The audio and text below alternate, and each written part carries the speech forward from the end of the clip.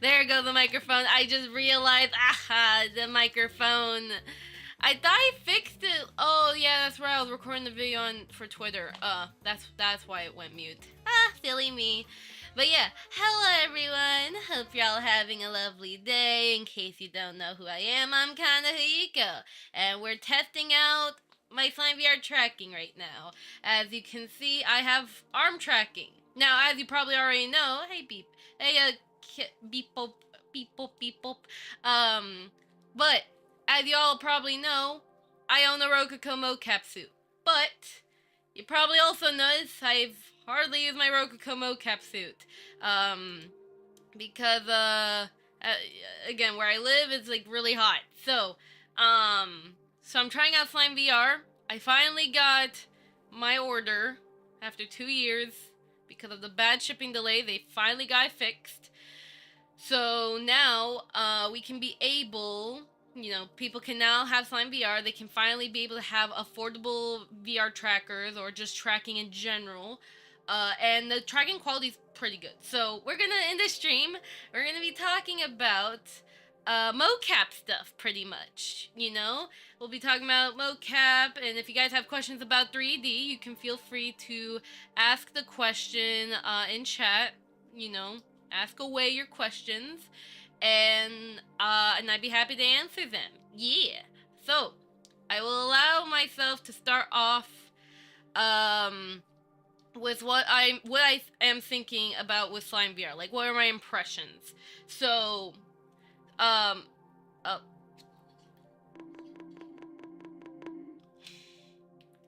can't believe you would do that. But, anywho, so my first impressions on SlimeVR so far, it's actually been pretty good. I love how the packaging looks like. The packaging is actually, like, really darn good. It looks really cute, so very colorful. It feels really friendly and such. It's just a very welcoming package, very fun.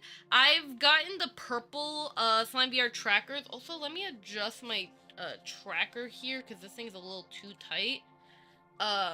Where the heck? Oh, right here.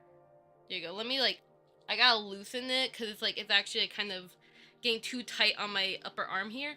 So there's some people in the SlimeVR Discord who are working on slime finger tracking. Looking forward to that. Yeah, I remembered talking with Aaron before about the sorry about the face tracking. There you go. My arms are good. I'm actually, by the way, in case you're wondering what gloves I'm using, because I do have mocap gloves. These are Stretch Sense. These Stretch Sense are pretty much... Hi, Rogero. So Stretch Sense is actually... They actually released their affordable mocap gloves in 2023, like later 2023. I actually have the gloves. I got in, thanks to Sprite. Sprite got me into contact with Stretch Sense, so I can help out make some tutorials, which I did post those 3 tutorials, and I got my hands on the Stretch Sense, and all I have to say overall with Stretch Sense, it's actually pretty good. These are washable mocap gloves, Stretch Sense. They're really nice, they feel comfortable, they're not super bulky. Like, the tracking on Stretch Sense is super thin, so it's super, it's just really, really comfortable. And the quality is pretty nice. Is it perfect? Not as good as Rococo's, but overall, for at least, in terms of the track, in terms of, the comfort, if you value comfort over quality, I think Stretch Sense would be good, but if you prefer tracking quality over comfort, that would be Rococo. Yeah, the $800. There's also a cheaper Stretch Sense, right? It's the contact glove. The contact gloves are technically the cheaper Stretch Sense. I think those are the $500 gloves or something like that. So they're cheaper. I don't know if they're washable though. But they're at least in terms of comfort, they're pretty good. But the fingertips are covered, and some people may want the fingertips, to have oh. Wow, Beep Bop, you just, why? I was talking. Why? It's okay. But, either way, though, definitely, like I'm doing pretty good with stretch sense so far. You know, I'm still getting used to it. Like, you know, in terms of the quality tracking, I still get issues sometimes with stretch sense in terms of calibration. Like the calibration system is really good on stretch sense. It's just sometimes they still derp up, which I'm hoping they eventually make like at least the affordable gloves. While yeah, I understand they can't be hyper realistic, you know, because they have to have. Oh, hello, Minami, nice to meet you. Because I know that they have the higher tier gloves, right? And I know they're supposed to have the more realistic movements in terms of the hand mocap. But could they at least make at least this one somewhat more accurate? And then there's a reason why you would spend like $800, if that makes sense. So, you know, but you know, they're still working on their program.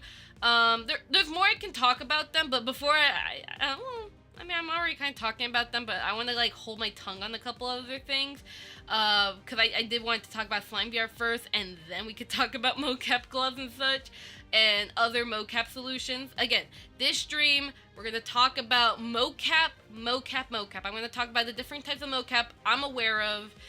So if you guys have questions about what type of mocap solution you're looking into, feel free to ask. I've have experience with, I've beta tested different programs. I've tried out, you know, different webcam solutions, iPhone solutions, phone solution for mocap. I have my Rococo mocap suit.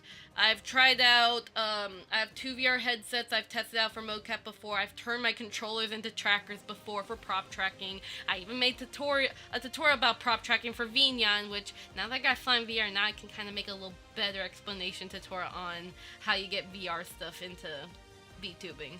But, I feel like I need to have fingertips free. Doesn't seem like it'd be fun to... Yeah, so I would recommend for your case, we'll see what SlimeVR has.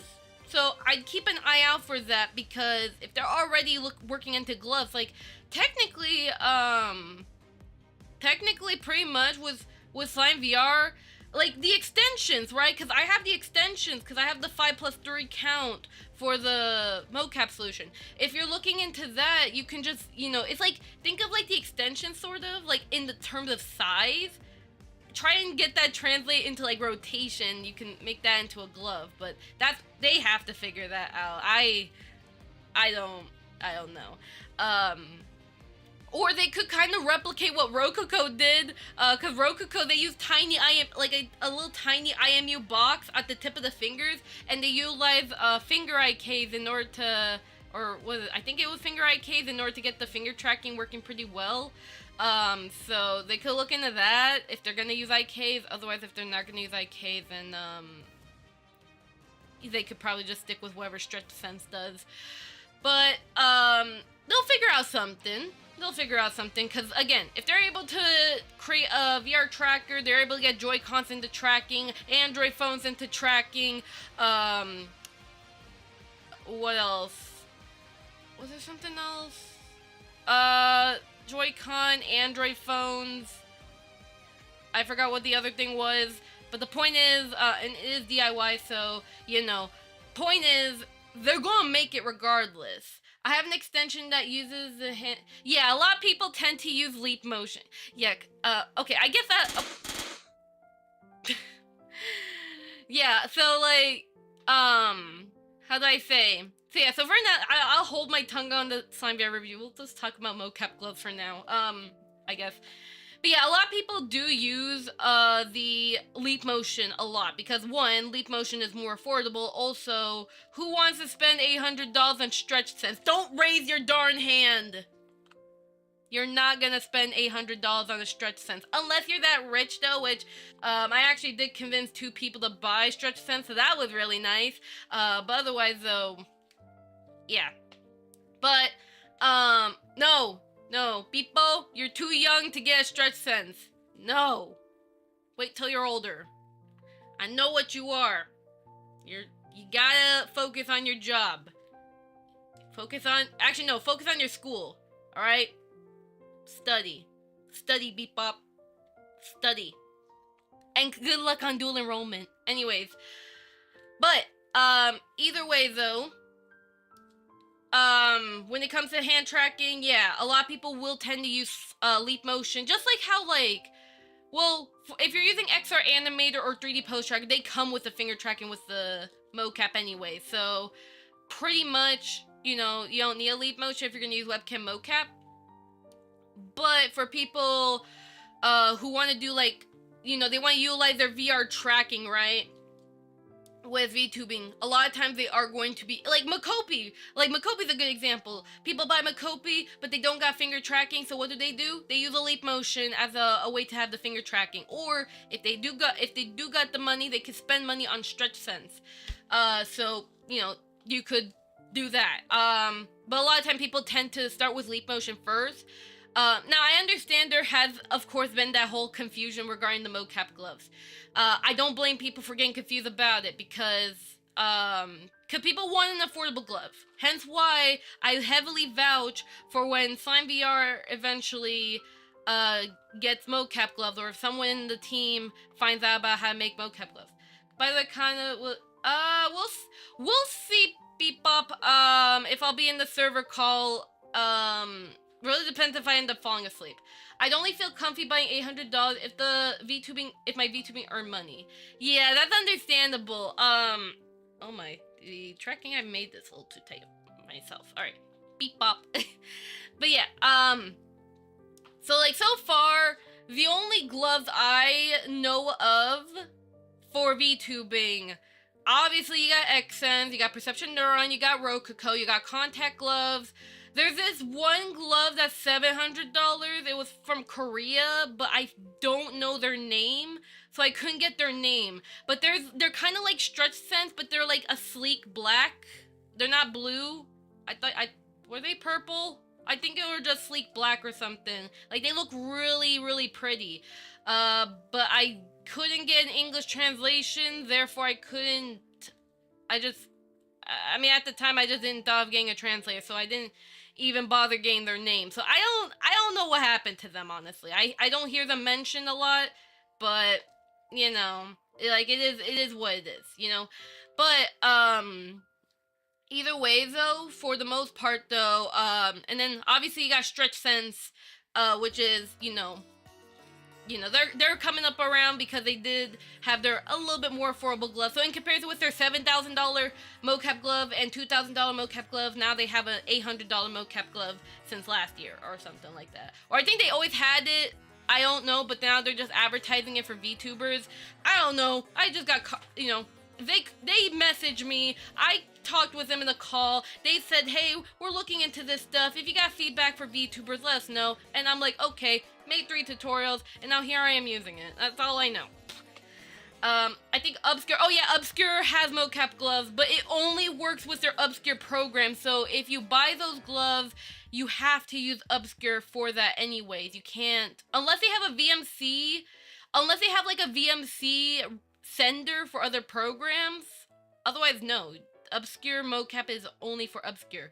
But I do know for a fact, though, that Obscure's mocap is pretty much like a light version of a Xsense mocap suit. Because it was literally, what was it, Movilla? The people of Xsense?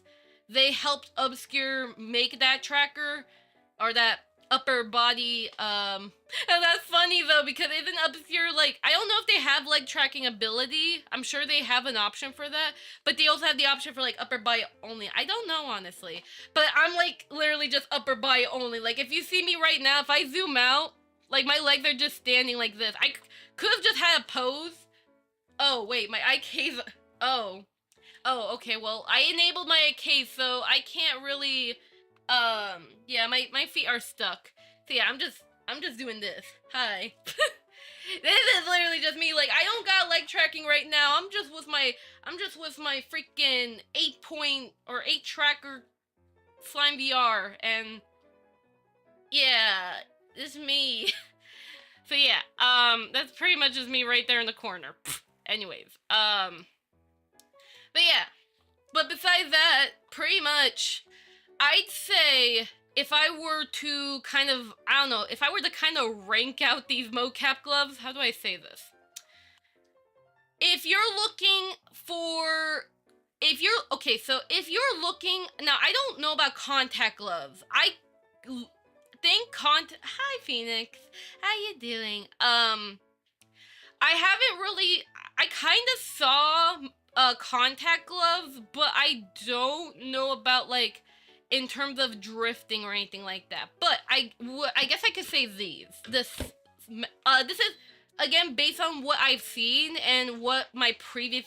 Yeah, so we might as well talk with mocap gloves because I know a lot of people have been asking about that. But also I don't even have my viewer phone here, so like I can't be able to see like people's well, I can see your messages. I just want to have like a more proper way of seeing messages. But I'm gonna go ahead, prepare my phone real quickly.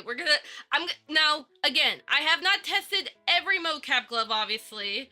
I'm going based off of like what I've saw and then previous experience. I'm gonna make assumptions. Now it may not be perfect, and I would heavily recommend if you really want a glove, you know, take the risk if you want it, but of course save the money, you know.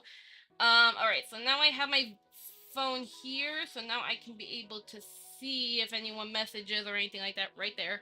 Okay, so I guess I can start. So if you're someone who wants the best of the best mocap quality, like the best and most expensive glove, that would be Stretch Sense's highest tier or X-Sense.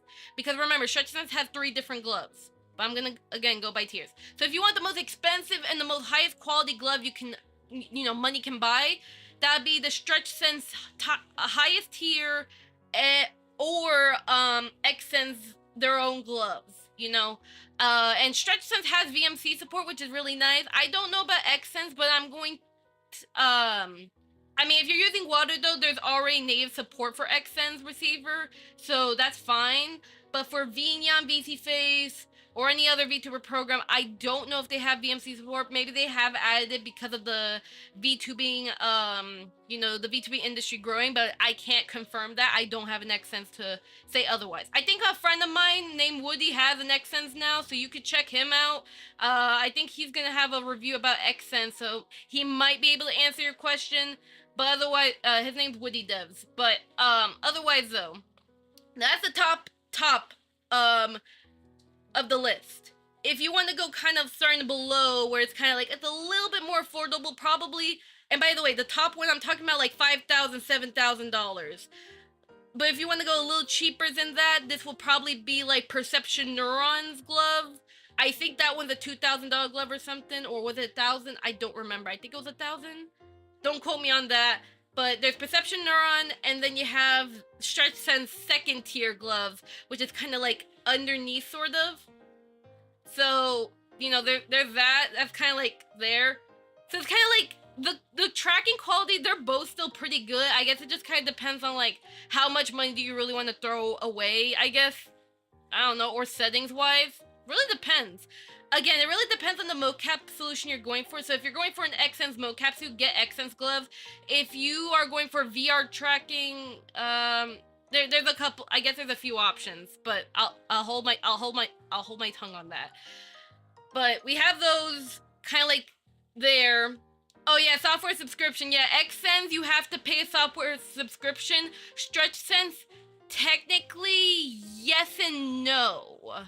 Yes and no, and I'll explain in a moment. Hold your tongue. Hold your tongue. But Perception Neuron, there's no subscription fee. Stretch Sense is kind of a yes-ent, if that makes sense. So that's kind of like in the 2,000 sort of range, and then you got Rococo underneath that.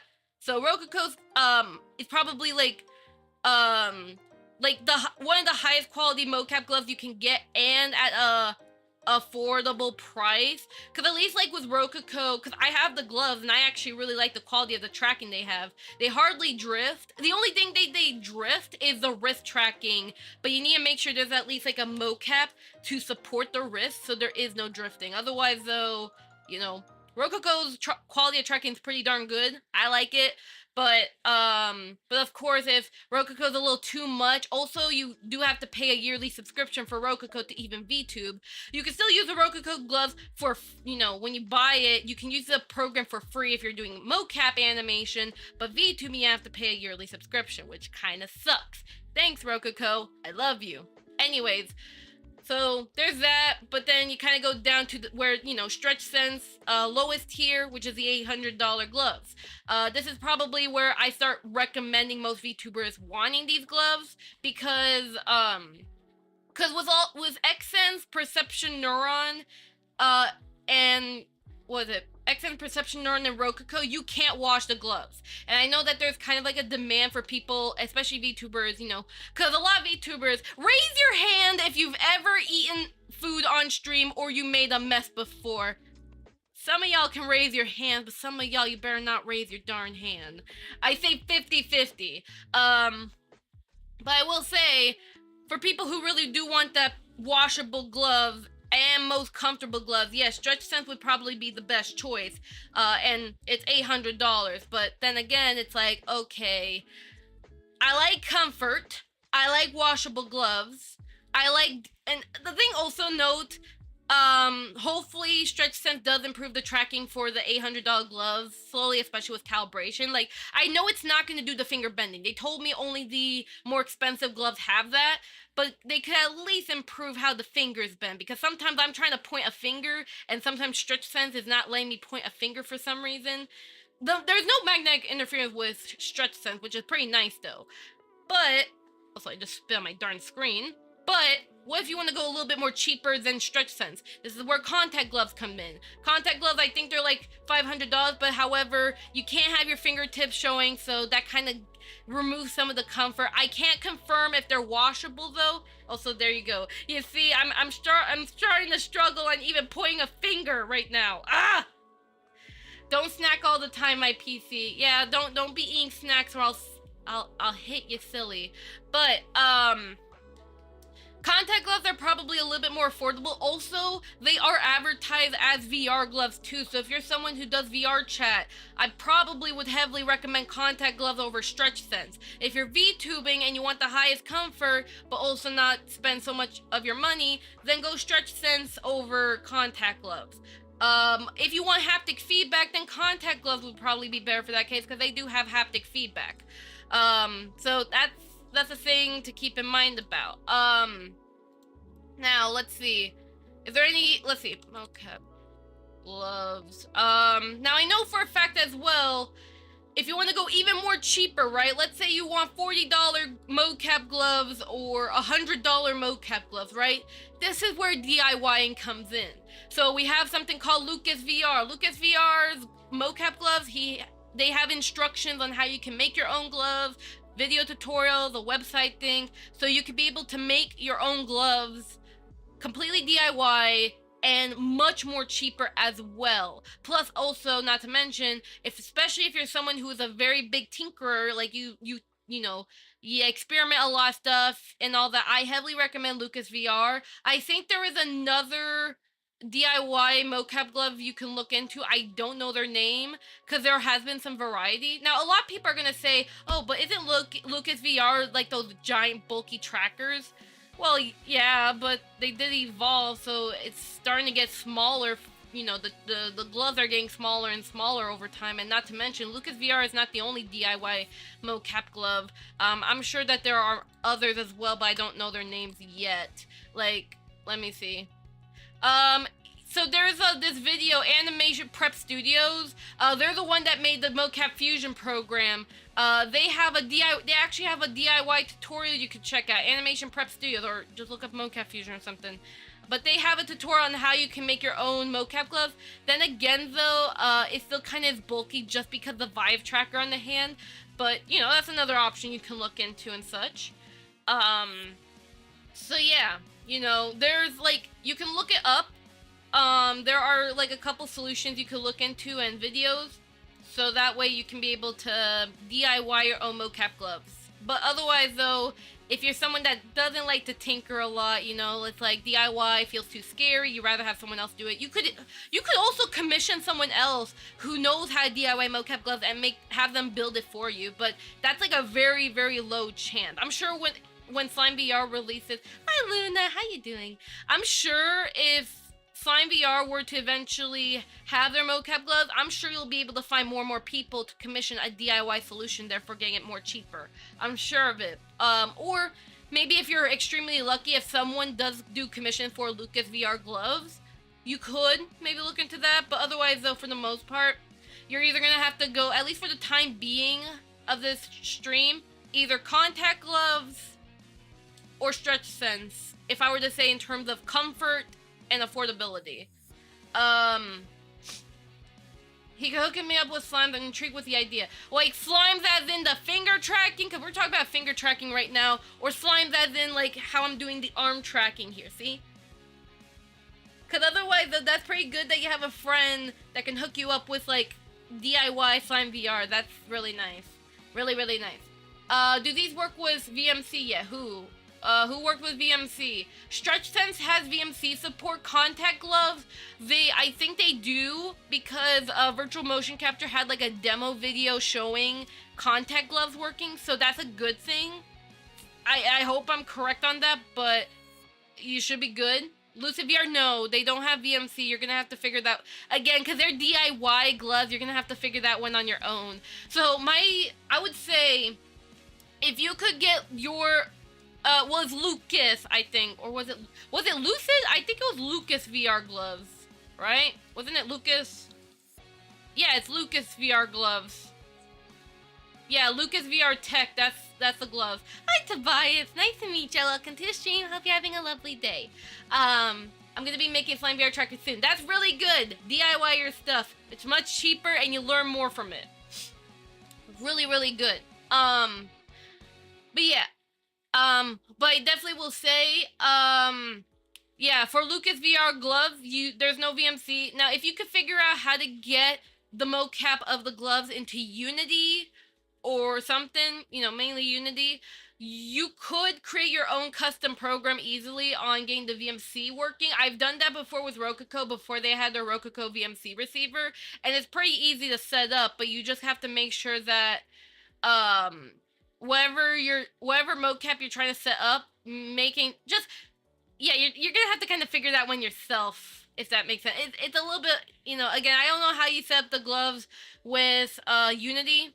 I have not seen any instructions on it, but I'm sure that if they can get those gloves into VR chat, and VR chat's Unity based, you could find something. And if it's not VMC, you could utilize OSC and get the tracking working. So if you're using Vinyan or Warudo, they have OSC. I think also maybe with VC Face, because considering that VMC is a modified OSC, maybe you could figure out something with that. But otherwise, though, you know, you could look into OSC if you have to, depending on the program you're looking into. If you're making your own Vtuber program, you know, you could just shove in the Vtuber program, call it a day. But otherwise, though, that one I can't really give an answer for. That one's kind of like, it's on your own for that sad case. But either way, I'd say, you know, again, X-Sense, Stretch Sense, Perception Neuron gloves, Rococo gloves, contact gloves, whatever the frick. And then, of course, DIY Lucas gloves. If you're a DIYer, go for Lucas VR gloves or equivalent. Because, again, there's different, because Lucas VR was kind of like the base DIY for the mocap gloves, I'm sure they definitely have evolved. I've seen, like, DIY gloves that have gotten almost as small as Stretch Sense. So you could definitely, you know, do some extra research regarding that. But if you know, Lucas VR is good if you're DIY and you want it super, super cheap as much as possible. But if you're someone that values comfort, like if you heavily value comfort and you don't mind, you know, semi-good tracking, you just kind of want the finger tracking to exist, but you value comfort heavily, I'd recommend Stretch Sense, honestly. But if you want something a little cheaper than Stretch Sense, go with contact gloves, especially if you're a VR chat user. You probably would benefit more with contact gloves as a VR chatter than Stretch Sense. Unless, you know, you email Stretch Sense, tell them, hey, I want this VR chat OSC, by all means you can. I've told Stretch Sense, or the person who got me the gloves at Stretch Sense, I mentioned I've mentioned to them, I was like, hey, maybe you should look into like VR chat support down the line, and then also like the Vive mount on the, you know, the glove, that might help out, you know, and they may look into that, so, you know, keep that in mind. Otherwise, though, yeah, I would heavily, for the most part, most VTubers, they're probably eventually might end up going with Stretch Sense, to be honest, because also, if you're a Mocopi user, you might end up going with Stretch Sense regardless, especially with the Mocopi and Stretch Sense collaboration that happened. I would feel like most VTubers will probably. I kind of see it in my DMs too, cause like I had some VTubers who were like, "Hey, Kana, I heard you got Stretch Sense. Can you tell me more about Stretch Sense?" And then I give them some information like, "Oh, well, if you really want the highest quality tracking, but not too, not like $2,000. I mean, I have Rococo. It's pretty nice, but otherwise, if you heavily value comfort, you want to wash your gloves because you eat too much food. You have so much food in your finger, then you make a mess. You eating chicken nuggets over there. I caught you red-handed. You're eating chicken nuggets on your stream with barbecue sauce or freaking mustard or freaking ketchup. I catch you red-handed. You might benefit more with Stretch Sense, but for the love of God, please do not eat a chicken nugget with your Stretch Sense. I mean, actually, technically, with both, I'm okay. I'm gonna commit a sin, or I'll confess a sin. With both my Rococo and my Stretch Sense gloves, I have eaten at least a chicken tender one time with the gloves, and I did not make a mess because I had the fingertips exposed. So, yeah, I confess. I've eaten the chicken nugget with my gloves before. Did I make a mess? No, I didn't. It's fine. It lives. That's all that matters. So yeah. But either way, though, you get my point. And, pretty much, out of all the other mocap gloves, I'd say the main three options are Stretch Sense, Contact Gloves, and Rococo. All the others are kind of like overly expensive. Now, if you're a corporate VTuber or something like that, you could check them out. Or if, depending on your mocap gear, right? Like if you're using Obscure, get Obscure's mocap solution. They have the gloves, which, by the way, Obscure's mocap glove is literally just the Stretch Sense glove. I'm not even kidding. Again, Obscure's mocap glove is just Stretch Sense, but it's modified so it's the Obscure theme and all that stuff. So that's pretty much Obscure's glove. And the mocap suit with Obscure, it's literally just the X-Sense, but it's modified for VTubing and to be more affordable. So yeah. Pretty much. Oh, so that's how you thought of that example, because I thought it was based on the truth. Well, I did eat chicken nuggets with my mocap gloves. It's a sin I've committed. Please don't tell Rococo or Stretch Sense I've did that to their gloves. Anyways. Anywho, though, I hope that at least gave you some information about mocap gloves. Any other questions? Any questions at all? Now, of course, also, again, if you can't afford mocap gloves at all, of course there is the cheaper solutions like Leap Motion. Surely it was for science. No, it wasn't. It was because I had chicken nuggets. My mom came in and she was like, "Hey, I got chicken nuggets for you here." And I'm like wearing my mocaps in and I'm wearing the gloves and I'm like,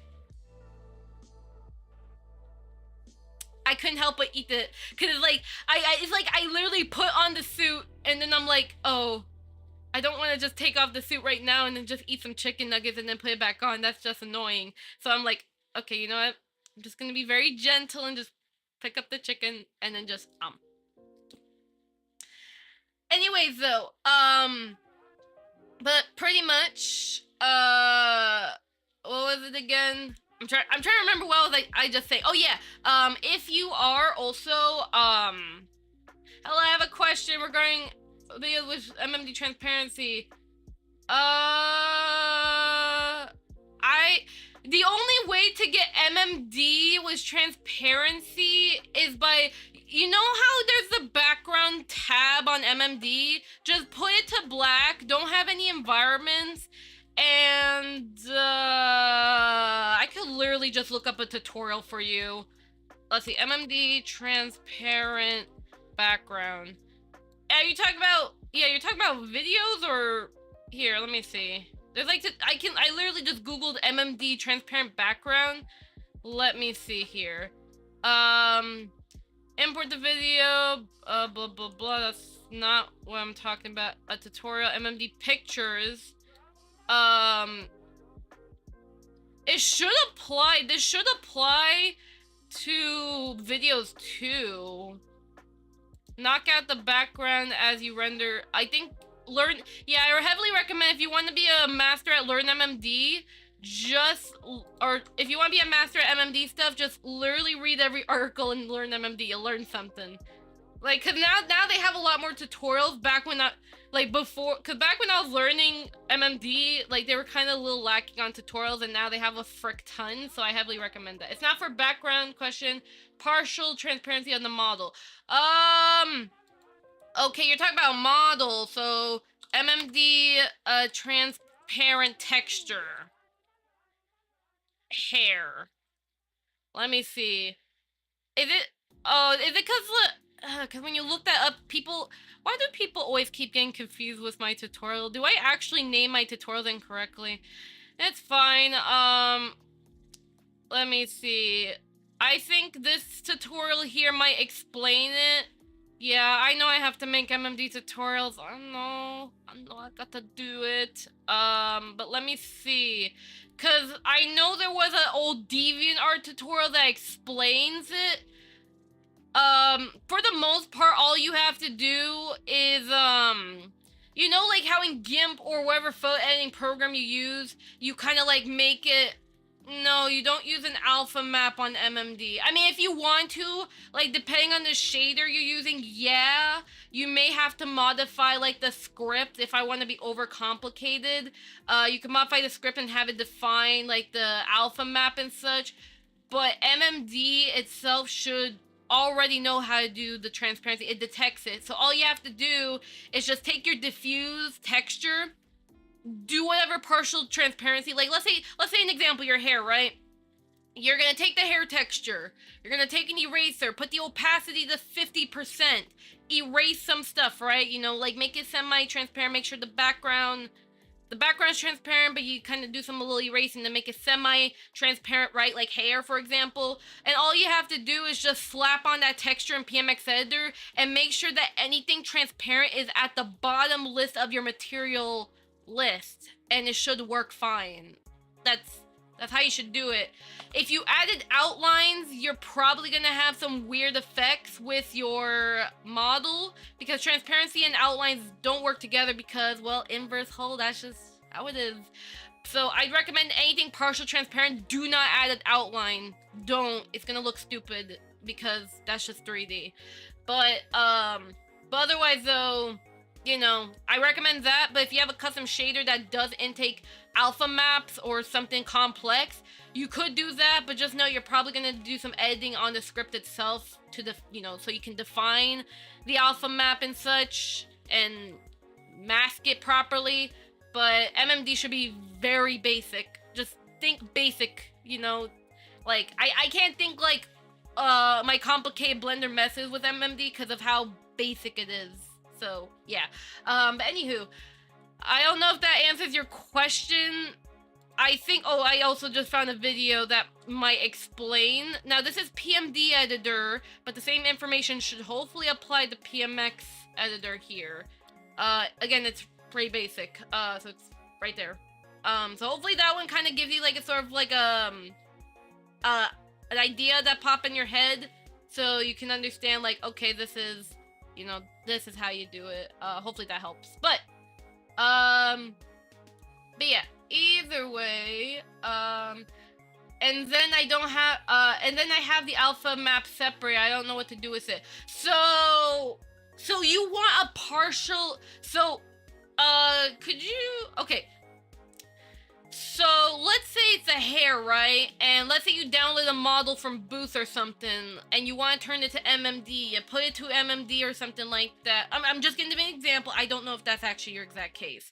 For cases like that, you're gonna have to actually manually edit the texture. That's the thing. You have to manually edit it. So I don't have a tutorial per se on that exact situation, because I usually just kind of do it. I literally just use GIMP. I just import the diffuse texture. I put the alpha map on top of it. I kind of just do it like a selection. I kind of experiment it, and then I just edit the texture, really. that's all I can really explain. I just edited. I can't really say specifically. I mean, like, I'd say you can experiment with GIMP or whatever photo editing program you have and just follow the alpha map for reference. If I need to be in a screen share call with you to kind of instruct you in real time, we could further discuss this in my server. Otherwise, though, yeah, something like that. I don't think I have an exact tutorial per se, other than I usually just kind of use the alpha map as reference to how I would, you know, how I would erase some parts, or semi-erase some parts of whatever texture it is. You know, like if it's hair, I put the alpha map, I have it like kind of like almost transparent, I do the eraser stuff and kind of go from there, I guess. That's kind of a downside with some models, like if you're, like some, well, boost models shouldn't really have it, but I know some models that do though, so I don't know wherever that model came from. I don't know if it's a game rip model, because a lot of times alpha maps tend to be game rip models, from what I've noticed, especially if you're doing like Project Diva rips or something like that, I think. So, that's what I'd assume. I'm not sure, but I can't really properly explain it. Also, I don't have GIMP open. I have like multiple programs, so yeah, might as well. If we could be on a screen share call after this stream, I can be on a call with you. You don't have to like have your microphone. I just need to see what you're doing, and we can I can like guide you, instruct you, like, okay, you show me what the problem is from there, and then I'm like, okay, here's what you're gonna do. You're gonna do this, import that. You're gonna erase this exact part and such, and then I show you how to import it. So we can have a more explanation about MMD later. That's fine. But yeah, I know I definitely do have to get into like, because I have noticed more MMDers have been joining my Discord server lately. I've also noticed as well, I've actually been informed by Beepbop. Thanks Beepbop for the shout out on this. Well, actually no, Beepbop found out about me in this server actually. So apparently I had no idea this MMD Discord server was kind of promoting my tutorials. I'm actually kind of surprised at that. I don't mean like actively, but they have mentioned me a couple times there. So I was pretty surprised, because I'm like, well, I have used to been active in the MMD community, but under a different alias. You know, whoever this bird is. You see this bird right here? Yeah, that was my old alias. His name was my old alias. And then that's why Mr. Fluffy Canary's here. So yeah, so I'd say like I appreciate it, and I know I do want to make more MMD tutorials. I definitely will confirm that. It's gonna take time, but I still have that list of MMD tutorials I gotta get into. At least for the time being, I still have like my long MMD tutorials that are kind of holding me, but I know that it's not gonna hold for so long. I know I have to talk about what are encoders, how you do transparent renders, how do you animate, how do you utilize interpolation curves in terms of like actual proper 3D terminology. I mean people still use like the right ones, but there's like some stuff.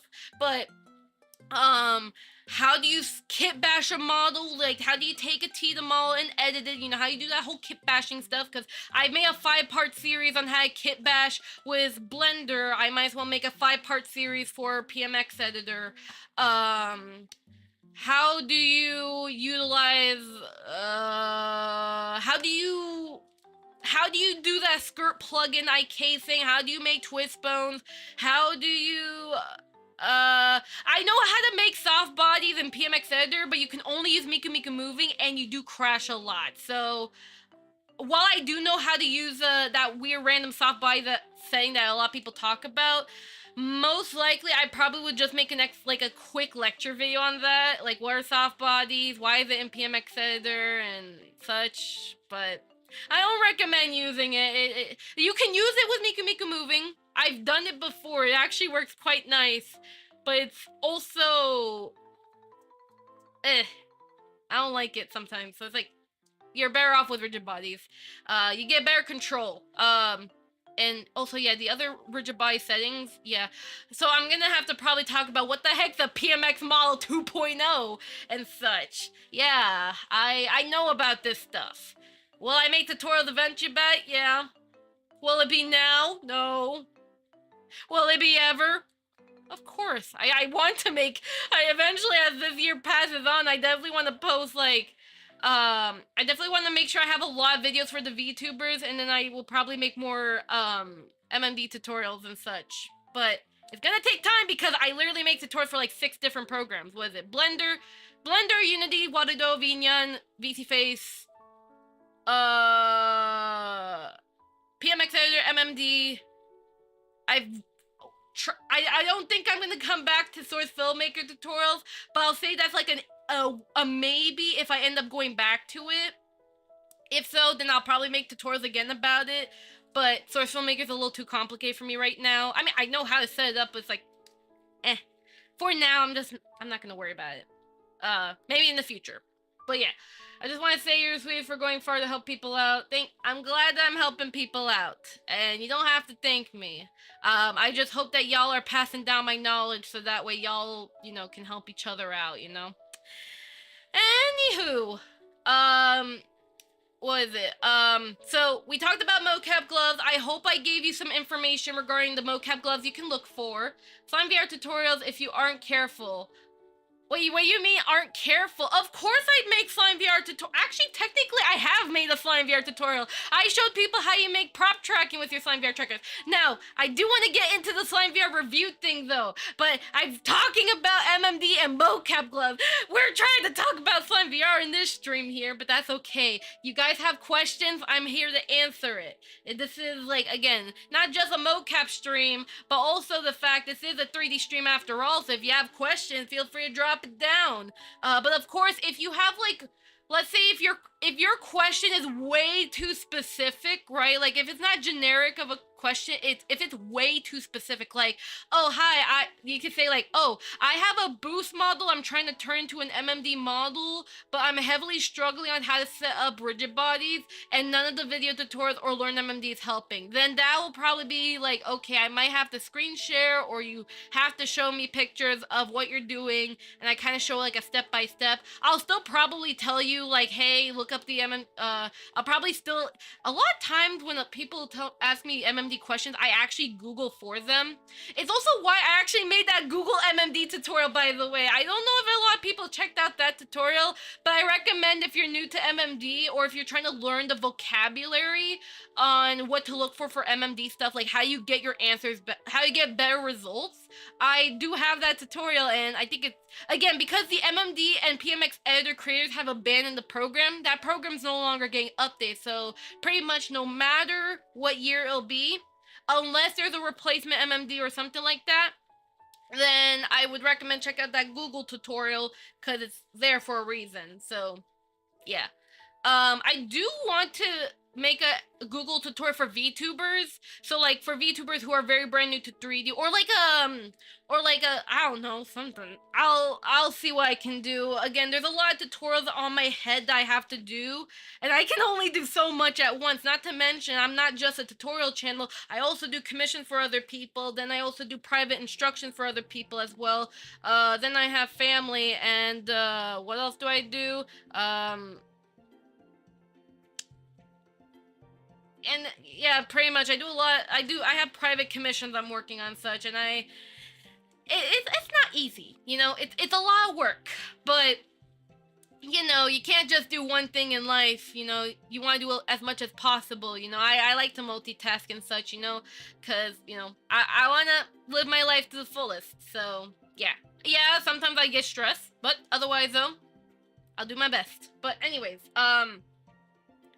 so yeah. Anywho, besides that, I've talked about mocap gloves. What about SlimeVR? Because I have SlimeVR right now. It's working pretty well. It has been about almost an hour, and I haven't really gotten a lot of drifting issues, actually, which is actually pretty nice. I can kind of feel the drifting, though. Like, if I move too far, what is it? Like I can already see the drifting just happen right now. Like the moment I moved away from my computer, yeah, I see that drifting. The drifting just happened right now. My torso's not pointing the right way. It's pointing the opposite right now. So I'm gonna do a quick calibration, but you know that's still impressive though. Which I'm gonna talk about. I'm gonna talk about more in detail. But let me go ahead real quickly, or I could just yeah, I could just rotate my tracker. But I'm not gonna do that. I'm gonna actually like reset it properly. So just do that. Alright, quick fix. There you go. I could also just tap, yeah, okay. Okay, I'm just gonna, I'll just give you the details in order. Alright. Let's talk about SlimeVR. Yeah, I know, I can tap the thing. I just said I'm gonna hold my tongue because I'm already going all over the place when talking about Mocap gloves before SlimeVR, because it was supposed to be, I talk about SlimeVR, then I talk about Mocap gloves, and then I answer questions. Now it's kind of like, I went with Mocap gloves, answer questions, and I think I kind of went a little backwards. It's okay, it's okay. It's okay, I can't even plan my stream prop. I don't even plan my stuff anyways. But anyways. So, SlimeVR. I actually do like SlimeVR so far. You know, yeah, the shipping delay has caused a lot of people to refund or have very negative impressions about SlimeVR. I do understand that. But now SlimeVR is more up to, you know, they're caught up. The reason why SlimeVR was very slow on shipment was because of the FCC, mainly for the US. I think in other places, they were able to ship the SlimeVR trackers, but especially in the US, they need the FCC approval, which I know, I had a friend of mine who knows about the whole FCC stuff, and they mentioned like, oh, you know, they could have avoided the issue early ahead of time. But again, despite what my friend said, I don't blame them for not knowing, because this is new to them, that they're learning all this stuff. So I don't blame them one bit of that happening, and you know, it took 2 years for them to get approved. Make it so people in this are, see you are streaming. I have notifications. Yeah, the Discord server has notifications already. Hello, dude from a stream. In the video you have shown how to fix this. I had someone trying to make a model. Oh yeah, I can see where the confusion happened. I feel like the way my tutorials are named for specifically MMD, I think it definitely throws off a lot of MMDers, because MMDers tend to, like, they don't use, like, I don't know, it really depends. A lot of, like, the good MMD tutorials that you're looking for, they tend not to use, like, the actual 3D terminology, except Learn MMD. But a lot of, like, the actual good explanation tutorials I've noticed from YouTube for MMD stuff, they don't use the actual word. They use kind of like a describing word, like, oh, how do you make your hair see-through, in comparison with how do you make your hair transparent, you know? So that's something, like, I can understand why MMDs tend to get thrown off because of the wording of my tutorials, because of that. So I don't blame you. If it made you confused. However, I have not found anywhere how to set up the material with an alpha map. Yeah, because you can't set up an alpha map. You can't. In the video, I've shown you the geometry. You set alpha map on it. Yeah, because you can't use an alpha map in default MMD. You just can't. You need a custom shader like Raycast, for instance, to do that. But otherwise, though, MMD by default doesn't have alpha map support. They don't even have well, I think they technically quote unquote do, but not really. Because again, with how PMX Editor is set up, it's kind of like as if you're setting up unlit, almost like kind of like a half of MTune for a VR model setup. I don't know if you ever set up a VR model before, but I definitely will say there's no alpha maps in MMD unless you made your own custom shader. You know how to read HLSL code of the, you know, the shader, and you set that up yourself, which there's hardly, besides B-Man's tutorials on how to code an MMD shader, there really isn't much regarding alpha maps for MMD, and most likely you're gonna have to reference other shaders. So I'd recommend, if you really want a custom shader, you could do that. Otherwise, to keep it simple, you're gonna have to edit the diffuse texture and imitate the alpha map merge with the diffuse map so it can work, because that's just PMX Editor's limitation. PMX Editor is not as advanced as Blender. It's a basic program. It's also why, like, for people who want to learn how to do 3D stuff, a lot of people tend to recommend MMD because of how basic the program is. The animation system is very basic.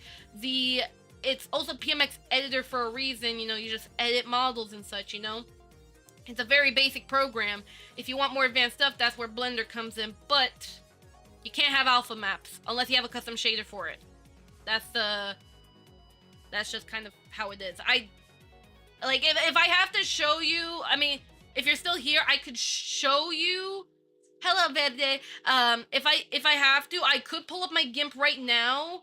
I could probably do I can quickly use like a random texture I have, or I think I have an alpha map on my model, but for Nyla, no, I don't even use alpha map, but I have like a backup for an old test I did. If I have to show you my workflow, like right now, we could do that. I can, you know, we could take a moment to talk about alpha maps if that helps. I know I said like, so basically I need to know how to set up raycast. No. Okay, you know what? One second. I'm gonna show you actually right now. I think it would be better if I actually showed you, so you're not confused. Cause I think me blabbering about it is not gonna help. I think if I showed you, it'll make sense. So, we're gonna open up GIMP. Alright, one moment, hold up a second. So, and also, and again, on the Discord server, we do have a stream updates channel, and we also have it where if you are, for Twitch, we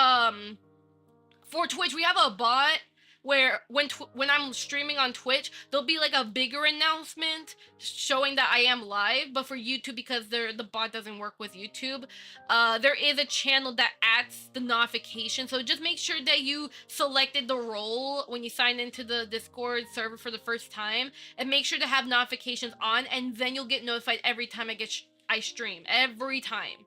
And this work again, no matter what platform I'm on, it'll notify you. Whether it, well, not Instagram, the ping bot doesn't like me.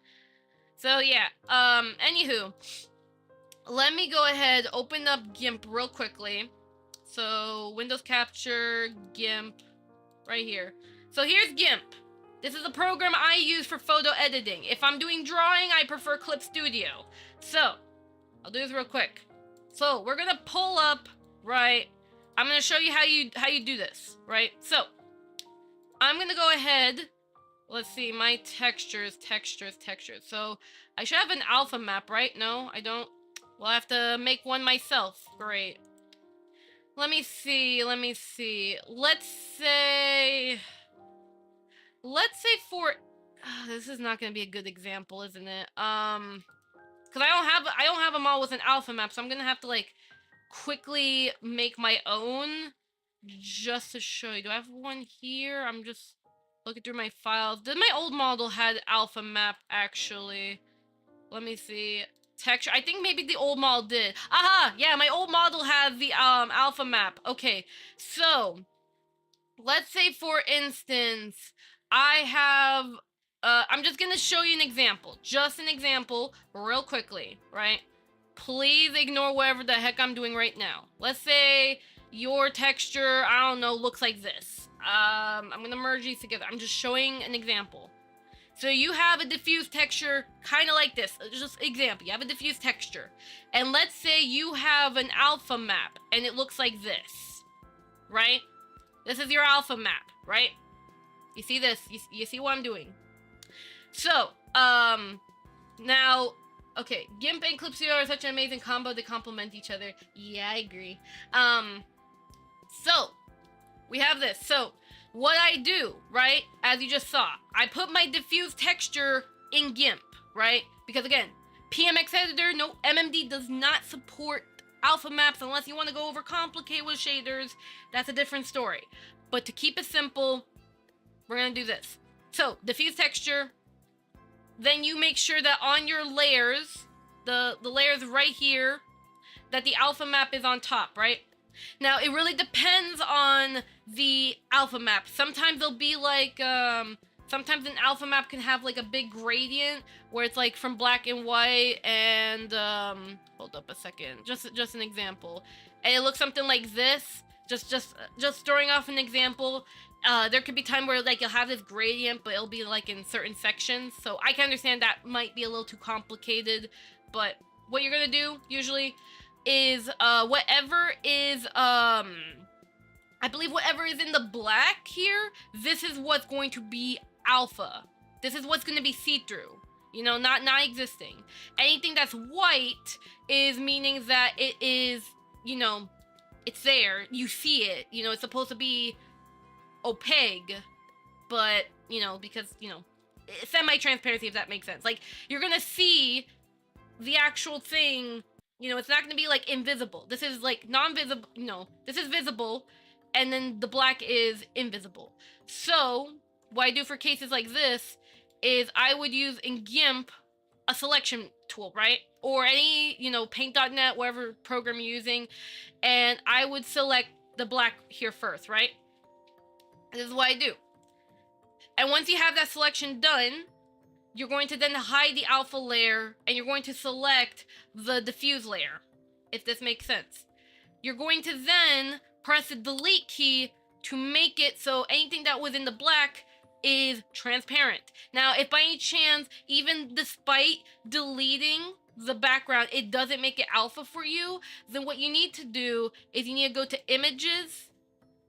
Then you're gonna go, I believe it's in images, or was it images or layer? It was layers. So you're gonna go to the layer tab. I don't think you can see it, sadly. So you can't see it on my screen because of how my computer is, but you're just gonna go to the layer tab on the top of GIMP, then you find transparency, and then you'll click on add alpha channel. You can also look up the tutorial on adding the alpha channel for GIMP, but it's just layer, transparency, add alpha channel.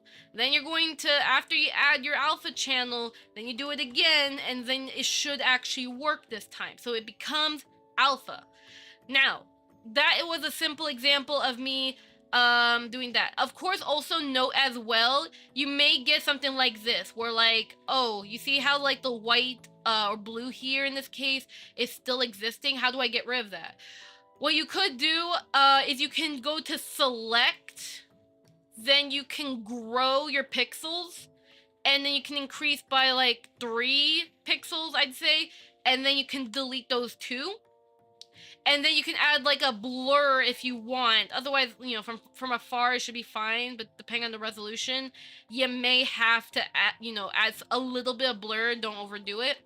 And that should get rid of like, you know, any like extra leftover, you know, from the background of it. Now, what happens if, let's say, your alpha map tends to have gradients in it, right? If your alpha map has a gradient, I personally would recommend manually erasing. So I'm going to show you another example for gradient. I'm going to do it with my hair. Let's say, for instance, right? So let's say I have my hair texture here. It's just this. This is from my old model, by the way. My new hair texture have been revamped. But, well, I think no, I do use a different one. Anyways, let's say I want, like, this bottom part here to be, like, semi-transparent, right? Let's say, so, basically, MMD can read alpha channel as long as yes, exactly. But I'm gonna also explain gradients in case anyone needs that information. So, in order to do gradients, like an alpha gradient, you can do one of 2 things. Number 1, use the eraser tool. Make sure the opacity is set to a low number. And then I usually would have the brush be kind of big. And then I would just kind of like, you know, you can like kind of like move the brush around to kind of make it semi-transparent like this. You'll have to take your time if you're gonna do it like this manually, because yeah, it's gonna kind of struggle a bit on smoothness. But with some time and like, you know, experimenting, you could be able to have like that gradient look to your hair. But if you want a bit of a more I guess kind of, it really depends on how it's set up. But most likely you're probably gonna have to use the eraser technique and manually do the eraser stuff. I have to do that with my light map. That's not for MMD. I actually don't use MMD. I've used it as a kid, but I don't use MMD anymore. I just only have the knowledge. So in case anyone's wondering how I know MMD, no, I don't use MMD as my primary program. I actually use Blender as my primary program, specifically 4.0 and such. I just only had the knowledge because as a kid, I grew up with MMD a lot, and then I learned Blender over time, and then I abandoned PMX Editor, and then I only made that one PMX tutorial back at my old brand, and because a lot of people ended up liking it, I decided to just make more MMD tutorials. That's just kind of how it happened. And you could also use a gradient tool. There is a setting called FG, foreground to transparent. And depending on how you want your hair, you could easily make, let me add a layer. You can, of course, add like a gradient to do that, you know, it more automatically. And it looks a lot nicer. So you have like a little bit more control and you ensure that it looks prettier. So you could do this to do that whole like let's say the semi-transparent hair, you could do this. But you know, I'd say just experiment with the tools. Again, it really depends on what you're looking for, because every model, every situation that a 3D person goes through, everyone goes through different stuff. So I hope that that explanation helps you out sort of on like how you encounter the alpha map. But yeah, but PMX Editor is the most basic program you can ever think of for 3D stuff, just like Metasequoia. So I'd say just keep it basic. Don't overcomplicate PMX Editor. Now, if you want to overcomplicate MMD stuff, I recommend looking into how to code HLSL, and that is where we can get overcomplicated with MMD. Otherwise, though, for the most part, you know, you really can't go as overcomplicated as it is. You could also look into Miku Miku Moving if you want a little bit more complexity, especially animation layers and other stuff. But that program also died as well. So yeah, all their creators abandoned the programs because they got busy and they have lives. So yeah. Hope that explains alpha maps. But again, you're gonna still have to do some experimenting, but you're gonna have to use the GIMP.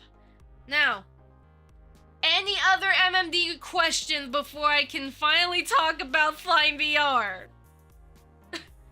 It's okay. I just want to make sure. Did I press that button on accident? I hope not. Okay. Let me check Discord, because I do have the thing here. Okay, my main tools are ZBrush, Blender, and Substance, but I have one person who requests MMD stuff and they pay me to, it's too good to decline.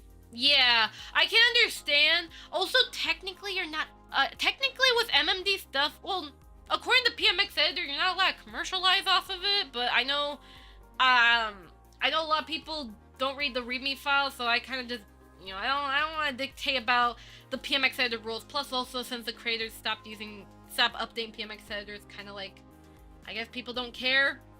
So it's like, yeah. But I just want to like lay it out there just as a heads up in the future. Just know that PMX Editor does have a README and it does prohibit commercial use, but that's also the reason why I pretty much stopped using PMX Editor entirely, because of that rule. Because I was like, okay, because I do want to commercialize off my stuff, I just use MMD. But you know, it is what it is. But I know people who do a lot of MMD commissions anyway, so it's kind of like, yeah. I think the only reason why PMX Editor has that rule about no commercial use, it's because of the components in the program that didn't allow it. But considering that now PMX Editor is technically like abandonware because there's no more updates and such, you know, it is what it is. I mean, it's a program. have fun with it, and yeah.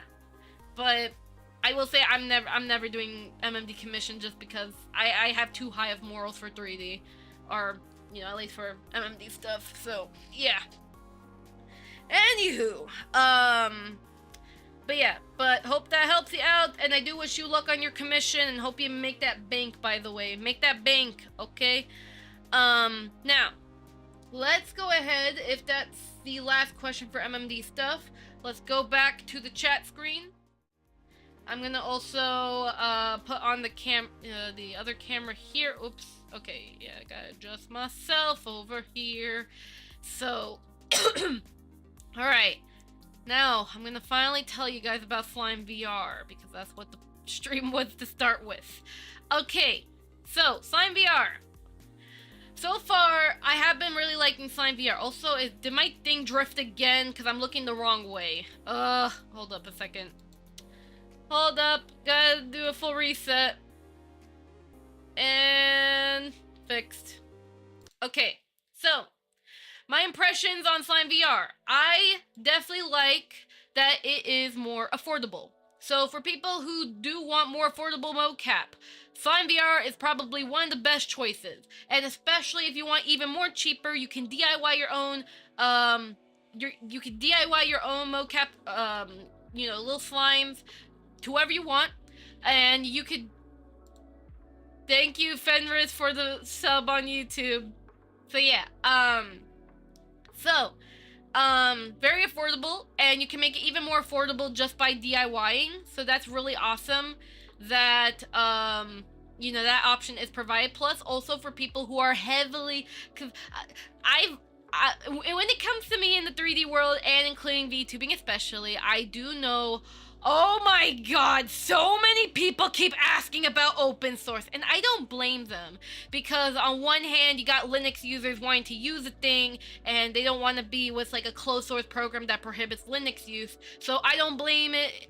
If it's for the case of Linux users, they tend to ask for open source a lot because of that, so they can use, so they don't get tracked by Microsoft. They use like an open source OS, if that makes sense. But either way, but yeah, SlimeVR is open source, so of course people can fork it, people can make their own tracking solution with it. It's really nice. You could do it all for free. So especially for people who like to overcomplicate or tinker around or deal with DIYing or all that, or learn coding or other stuff like that, they want to learn that complex stuff. SlimeVR is definitely really nice to learn all that stuff, and also learn what goes behind the scenes when it comes to IMU trackers and how to utilize them for mocap, and it's really nice. So I definitely give it a big yes when it comes to like being affordable, and like in more ways than one. So yeah, my boss is actually a huge fan of open source as well, and interesting to see that shift to open source in an actual company. Yeah, it's definitely really nice, because again, Blender's open source, Olive Video Editor is open source, GIMP is open source. These programs are open source. They allow people to, like, if let's say one day, what is it? Let's say the creator of SlimeVR ends up abandoning SlimeVR for some reason, which I'm just saying as an example. Obviously that's not gonna happen. It's now their business because they sell trackers. But let's say if it was just DIY SlimeVR only and the dev happened to abandon the program, then that's where open source do come into play. So the community can keep going with making, with keeping up. The community keeps up with the updates and such. And I can understand why people are, they really, really want almost everything to be open source, not just for Linux, but also if, God forbid, something happens to the dev or something. What if they get in a car accident? What if they're gone one day? What if they disappear because of family issues and such? That happens many of times. So it's good to have it open source, so that way for people who want to continue on, basically continue on the code and such, they can be able to keep it up, no matter what. So that's really nice that it's really nice to have open source stuff. Also, my right arm is kind of getting tense right now. What the heck? I gotta stop putting these trackers so tight. Like, I always, like, strap them so tight, but I also gotta move them around, too, because it's, like, you know, gotta let my skin stretch, you know? But, either way, it's a really big thing about SlimeVR, which is really nice. Now, I understand that a lot of people were pretty upset when SlimeVR had the long case of not being able to ship the trackers for 2-3 years. I was one of those people, too. And I understand it was, you know, it caused people to refund, left a bad taste to SlimeVR because they were like, oh, will I never get my trackers ever and such, when it was actually the FCC that was preventing that because, you know, for security reasons. I understand that, but at the same time, it's like they, you know, it was, honestly, it was just a mess. But it's fixed now. So now SlimeVR will no longer have these issues. They can ship smoothly, they can keep producing no matter what. So that's a really good thing. Well, of course, shortages may happen in the future, but otherwise, though, according to SlimeVR, they're going full speed ahead. Pretty much almost every American that orders SlimeVR, with the exception of the newer customers, of course, they just got their SlimeVR just now. In a matter of a couple days. This week, everyone got their SlimeVR now. So it's a miracle. So it's really nice. So, you know, if you're wondering about the shipping, it's all taken care of now. You can safely order your SlimeVR and your trackers will actually arrive. Hi Marvin, how you doing? Hope you're having a lovely day. So, that's the thing. Now, besides that, and also, again, so, you know, besides the whole DIY, open source, and just overall, you know, that part of SlimeVR, what about the quality of the tracking in the program? So, quality of the tracking in the program. Overall, the program's UI has been beautiful, actually. I remember a lot of people really hated the old UI of SlimeVR because it was like an early program, but ever since SlimeVR has gotten a brand new UI and a new look to their program, oh my god, this just goes to show, if your UI is garbage, get the frick out. But if your UI looks not only visually appealing, but also actually easy to use, so UI, you know, user interface, you know, visual appeal, but also user interface, UX, or user experience, UX. You need to make sure that your UI and your user experience is balanced. If you don't have that balance, like if you have a pretty UI, but there's way too many darn buttons to keep track of, that the user experience is going to be awful. But if you have a great user experience, but the UI looks like a piece of garbage, then, you know, people are going to be like, oh, well, you know, I mean, it's, you know, I can use the program, but I would prefer if the program feels a little bit more fancier, you know? Like, can you at least let me have some blue to my UI or custom stuff, you know? So, you know, with SlimeVR, they allow you to customize the UI colors. So if you don't like the purple, you can have, wait, hold up, actually, what are the UI colors, actually? I need to double check this one again, actually. Appearance. Okay, so yeah, so they have the red color and such. So they have a developer mode, which allows you to actually customize in depth how you want the colors to be. So if you want your UI to be a specific color just out of preference, they have that available. Otherwise, they have some pre-existing colors that are nice. Also, you know, they also have like a font, you know, for accessibility, because you also gotta keep in mind, like for my eyes, for instance, I can't really see small text that well. So because of that, I need to have a font setting for my eyes. So that's why it's really good to also worry about, again, user experience. You need the font scaling, and also, so not only font, but also like the scaling of the font, because there's also people with dyslexia, and apparently they need very specific, from what I heard from someone, they need like a specific font in order for them to like be able to read the words, like a very specific font. Let me see, was it SlimeVR actually does have one for those with dyslexia, actually. So that's really nice of SlimeVR to think about accessibility. So that's really good. So, and then of course they have multiple language support and all that. So, you know, overall the user experience of SlimeVR is a lot better. You know, visually appealing, user experience is so much easy. And also, when I set up the tracker for the first time, at first I was a little confused because I was like, okay, how do you put on the trackers, right? And they do have video tutorials that explain like the IRL setup. So, and they do have the pictures in the program that kind of explains like how you set it up. But otherwise, though, I did have to look up a YouTube video to kind of see like, okay, this is how you use the extension, because some people were confused like, okay, what the heck are these tiny sensors? Didn't I order like 8 sensors or something? No, it came with your order extension. They're the tiny little things you connect with the big sensors. That's an extension, you know. So, pretty much,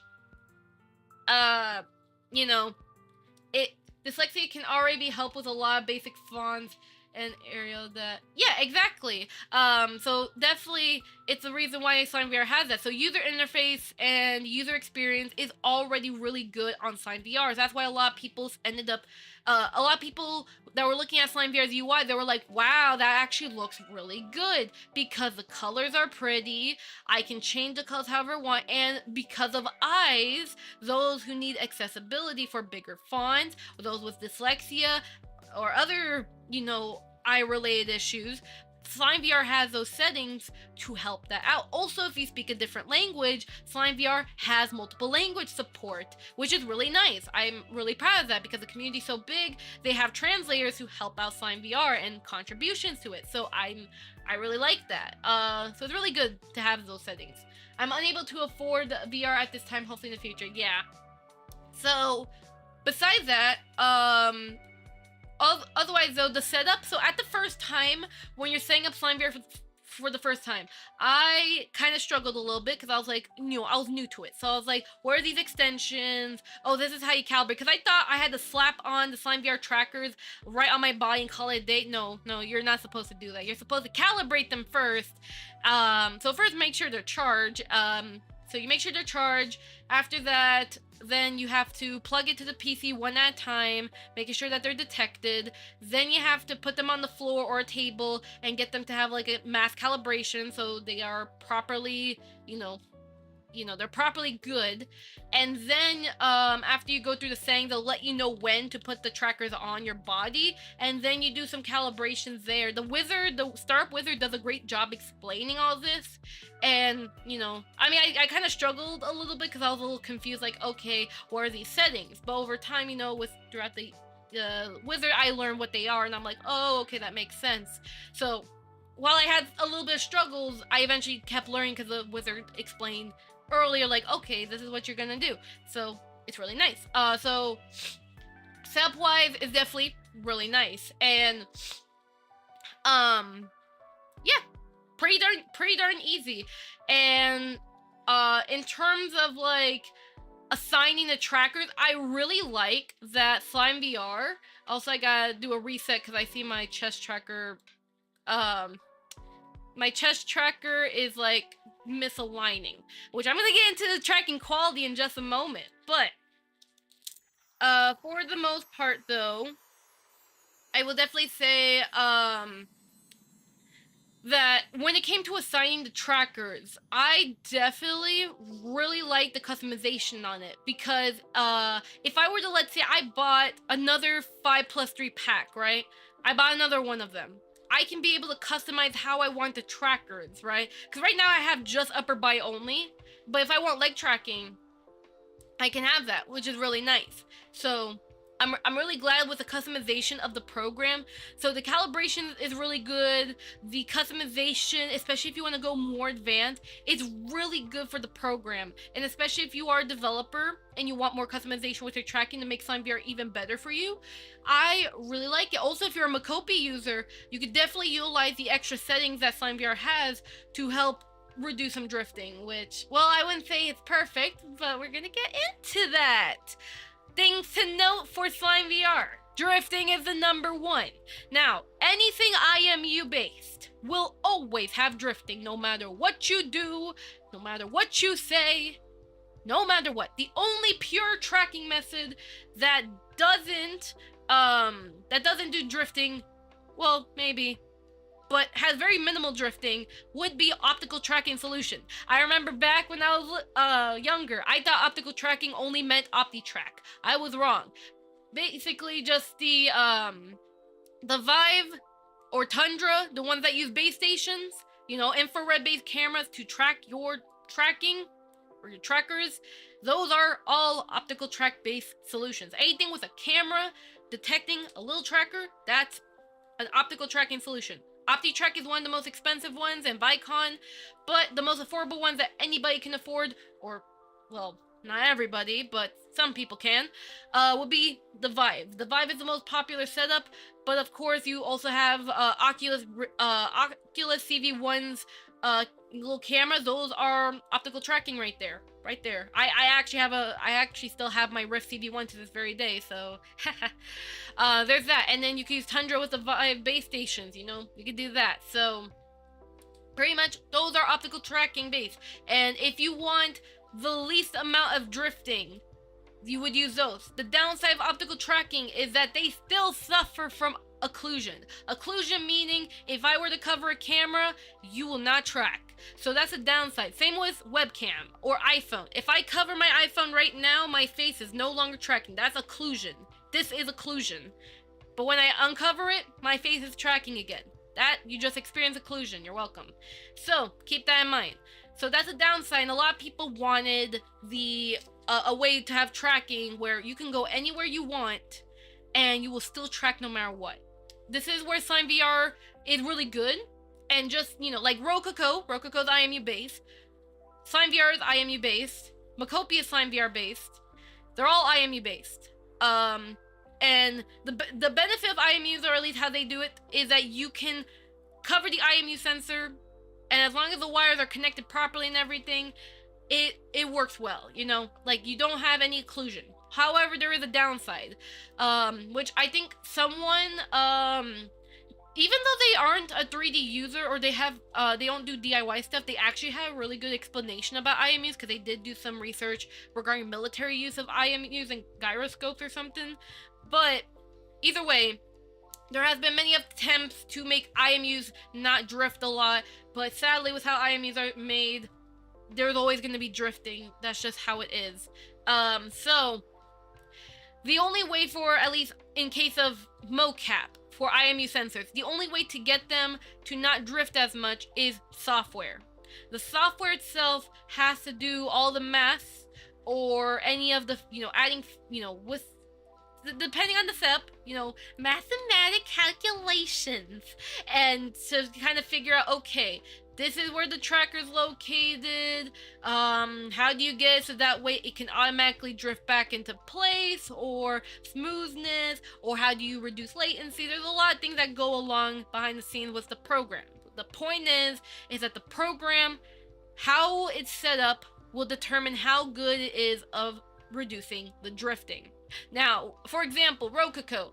Ever since Rococo, because with the V2 Rococo mocap suit, before they had their sensor fusion update or something, I think it was sensor fusion or something.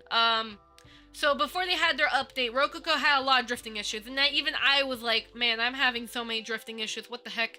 But then ever since Rococo released their Sensor Fusion 2.0 update, which is just a firmware update, and it's also how they added settings for the program to handle drifting. Ever since they did the updates and such, they were able to have it where the way that the movements for the body, it's able to ensure, like, there's less drifting. At least that's an example with Rococo. I also know SlimeVR also, as they were getting into their new UI, they eventually, they got more updates regarding drift repair, fixing the drifting issues, which is really nice. It's also the reason why a lot of people will tell you, if you're using Mocap, use SlimeVR's program, because in the program, they have the math in that program and the settings to reduce that drift. Now, is it going to be perfect? No. Not at all, because even with my Rococo mocap suit, that $4,000 mocap suit, I still experience drifting issues, and I still have to recalibrate. The SlimeVR, you just saw me recalibrate the SlimeVR at least 2 times throughout this stream. So, they still have drifting no matter what. But at least, it was about like an hour or like at least 30 minutes at minimum, but probably up to an hour before I have to recalibrate again.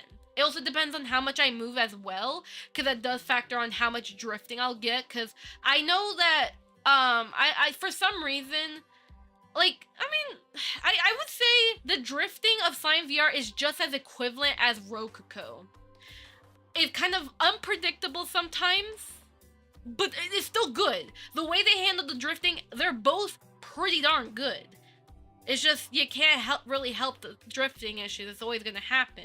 But at least, like, you know, at least it's not, like, unbearably, like, I have to reconnect every 5 minutes. It's not like that. It's like, kind of unpredictable.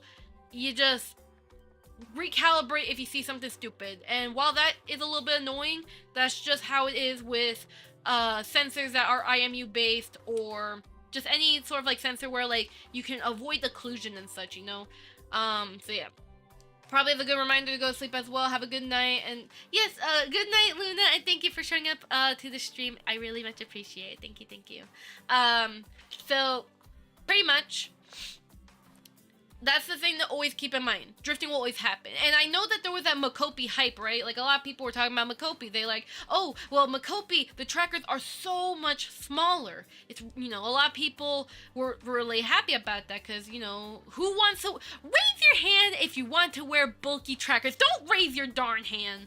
I know you want to literally wear nothing and still track your Vtuber model. You want to be the Vtuber model. So Mocap is, like, pretty much the closest to having the smallest size trackers, yet still having mocap, which is really nice that Mocap, especially because Sony also have developed like small, they have developed like small trackers before, not for like VTubing, just small technology in general. So, you know, Sony would be a really good choice when it comes to like having the tiny trackers. However, with how it's made, because IMUs, here's a big reason why IMUs also tend to drift a lot.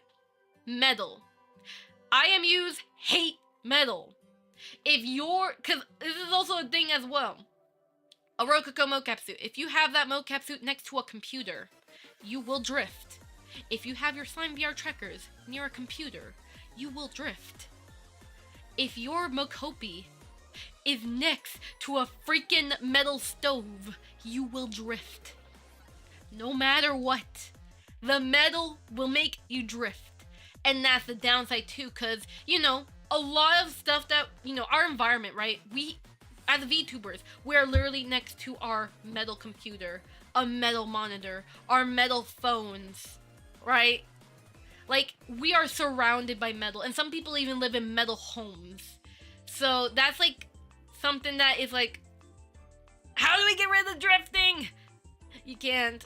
You have to kind of leave it up to the well, I would say, like, if possible, try to remove as much metal as possible if you want to reduce the drifting.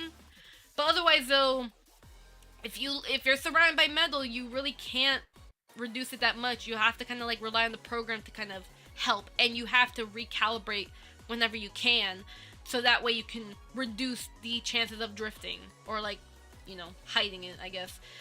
So, with Mocap, you're gonna have to recalibrate. Now, again, thanks to the SlimeVR program, I would say the drifting of Mocap would be kind of reduced. Is it gonna be perfect? No. Cause I don't even think that Mocap can do elevation tracking. Yeah, cause I know Rococo can, because of their new sensors. The V1 can't do it, but the V2 mocap suit can do elevation. So I can walk up the stairs, and I can be able to track just fine. But I do need to enable a filter to do that. You heard that right.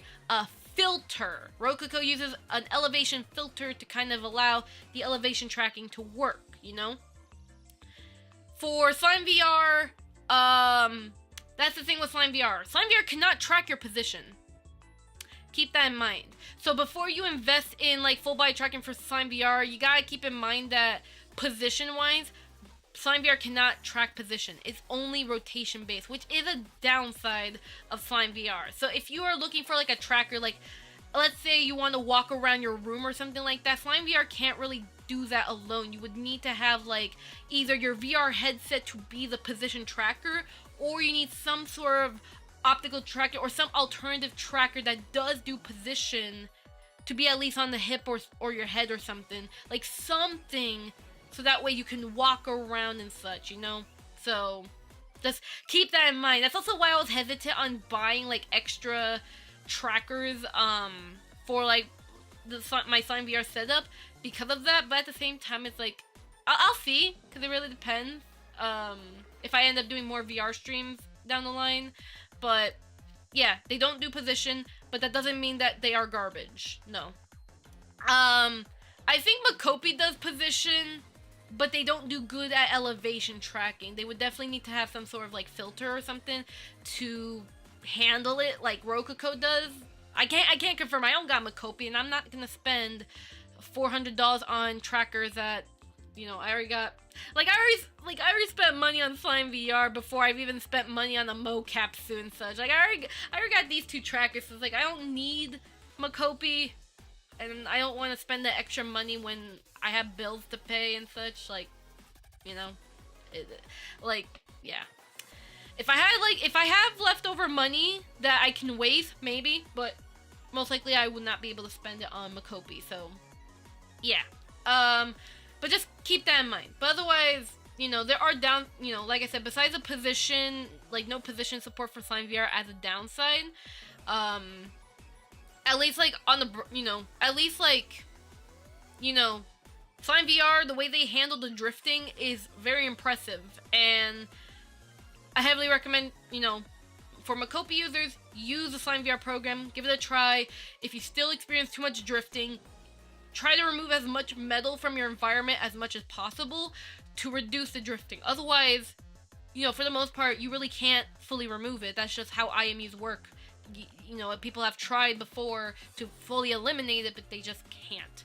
They have to have it in the program coded to eliminate that sort of thing, IMUs, that's the downside of IMUs, but at least, they're not bad. There's still a lot of benefits to IMU tracking, which, or IMU sensors, so, it is what it is. But, regardless, though, for the most part, it really just, depends on what you want to do, but in my experience with SlimeVR, besides a really great user experience and the user interface, besides the fact that the setup was very easy to set up, and when I had to set up the trackers, because yesterday, when I got my SlimeVR trackers yesterday, I set them up for the first time. The first time took it took a while. But when I had to set up my SlimeVR trackers again, it was super fast it was pretty fast of a setup. Just like my Rococo Mocap suit, except I have to put on a whole suit for Rococo, but, But SlimeVR is kind of like the equivalent. Like, I just put the trackers on really quickly, I calibrate, that's it.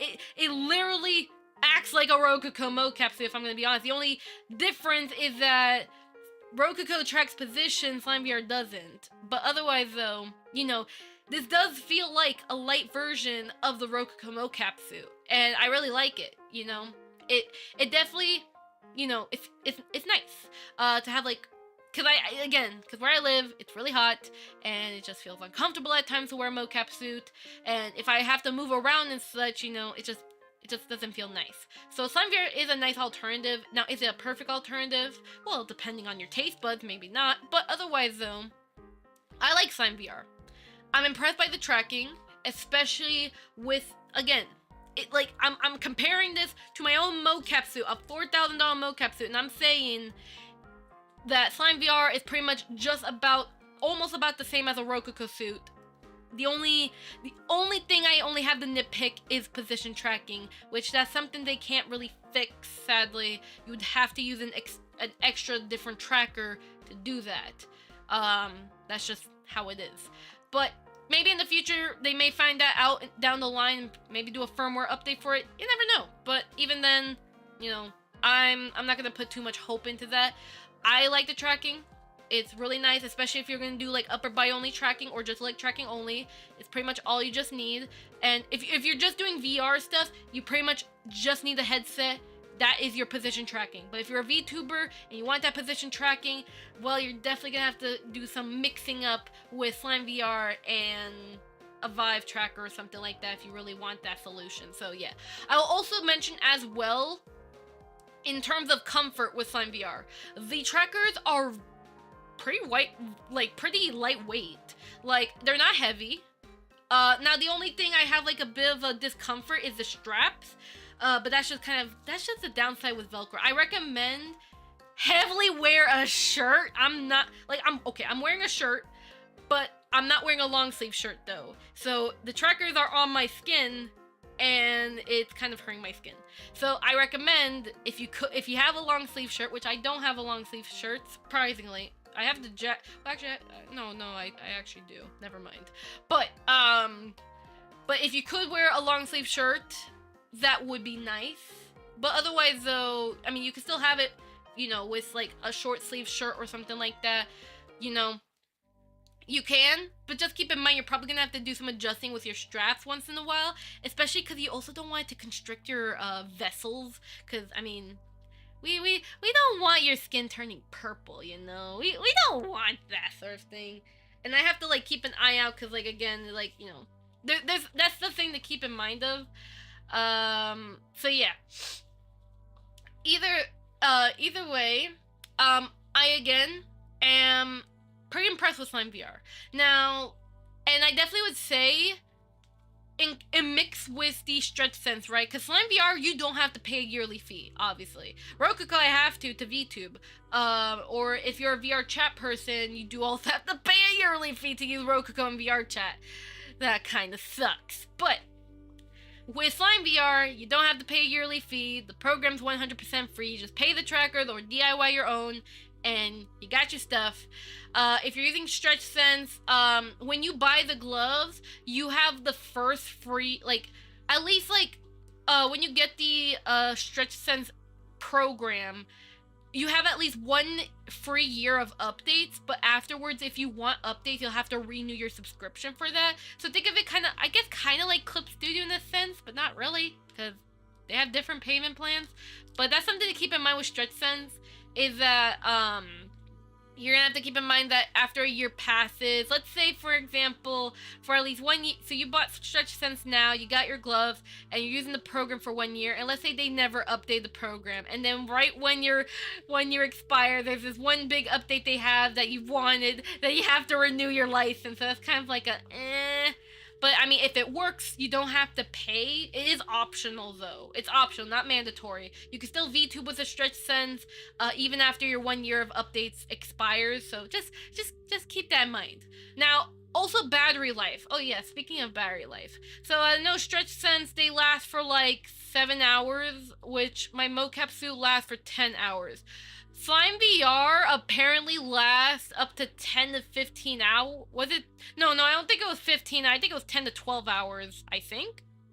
Let me check, actually. I think I might have gotten this wrong. I know it had to be like, they have like a very good battery life. And even like, I'm looking at the program right now, on SlimeVR, they're still at 90%, you know, like 95%, like right now. It's pretty impressive. Let me see. Let's see here. So, SlimeVR, let's see. They have 15 hours battery life. Hey, that's pretty nice. You do have to charge the individual trackers, keep that in mind. But otherwise, though, you know, it's definitely really nice. I like it. I like it a lot. And, yeah. Well, anywho, though, I also don't know why this part of my arm feels like it's, like, hurting. I don't know what. I feel like... I don't know. Like this part, is this a tendon on my arm? I think this is just this strap being too tight. Okay, that kind of feels a little better. Yeah, there you go. That feels a little better.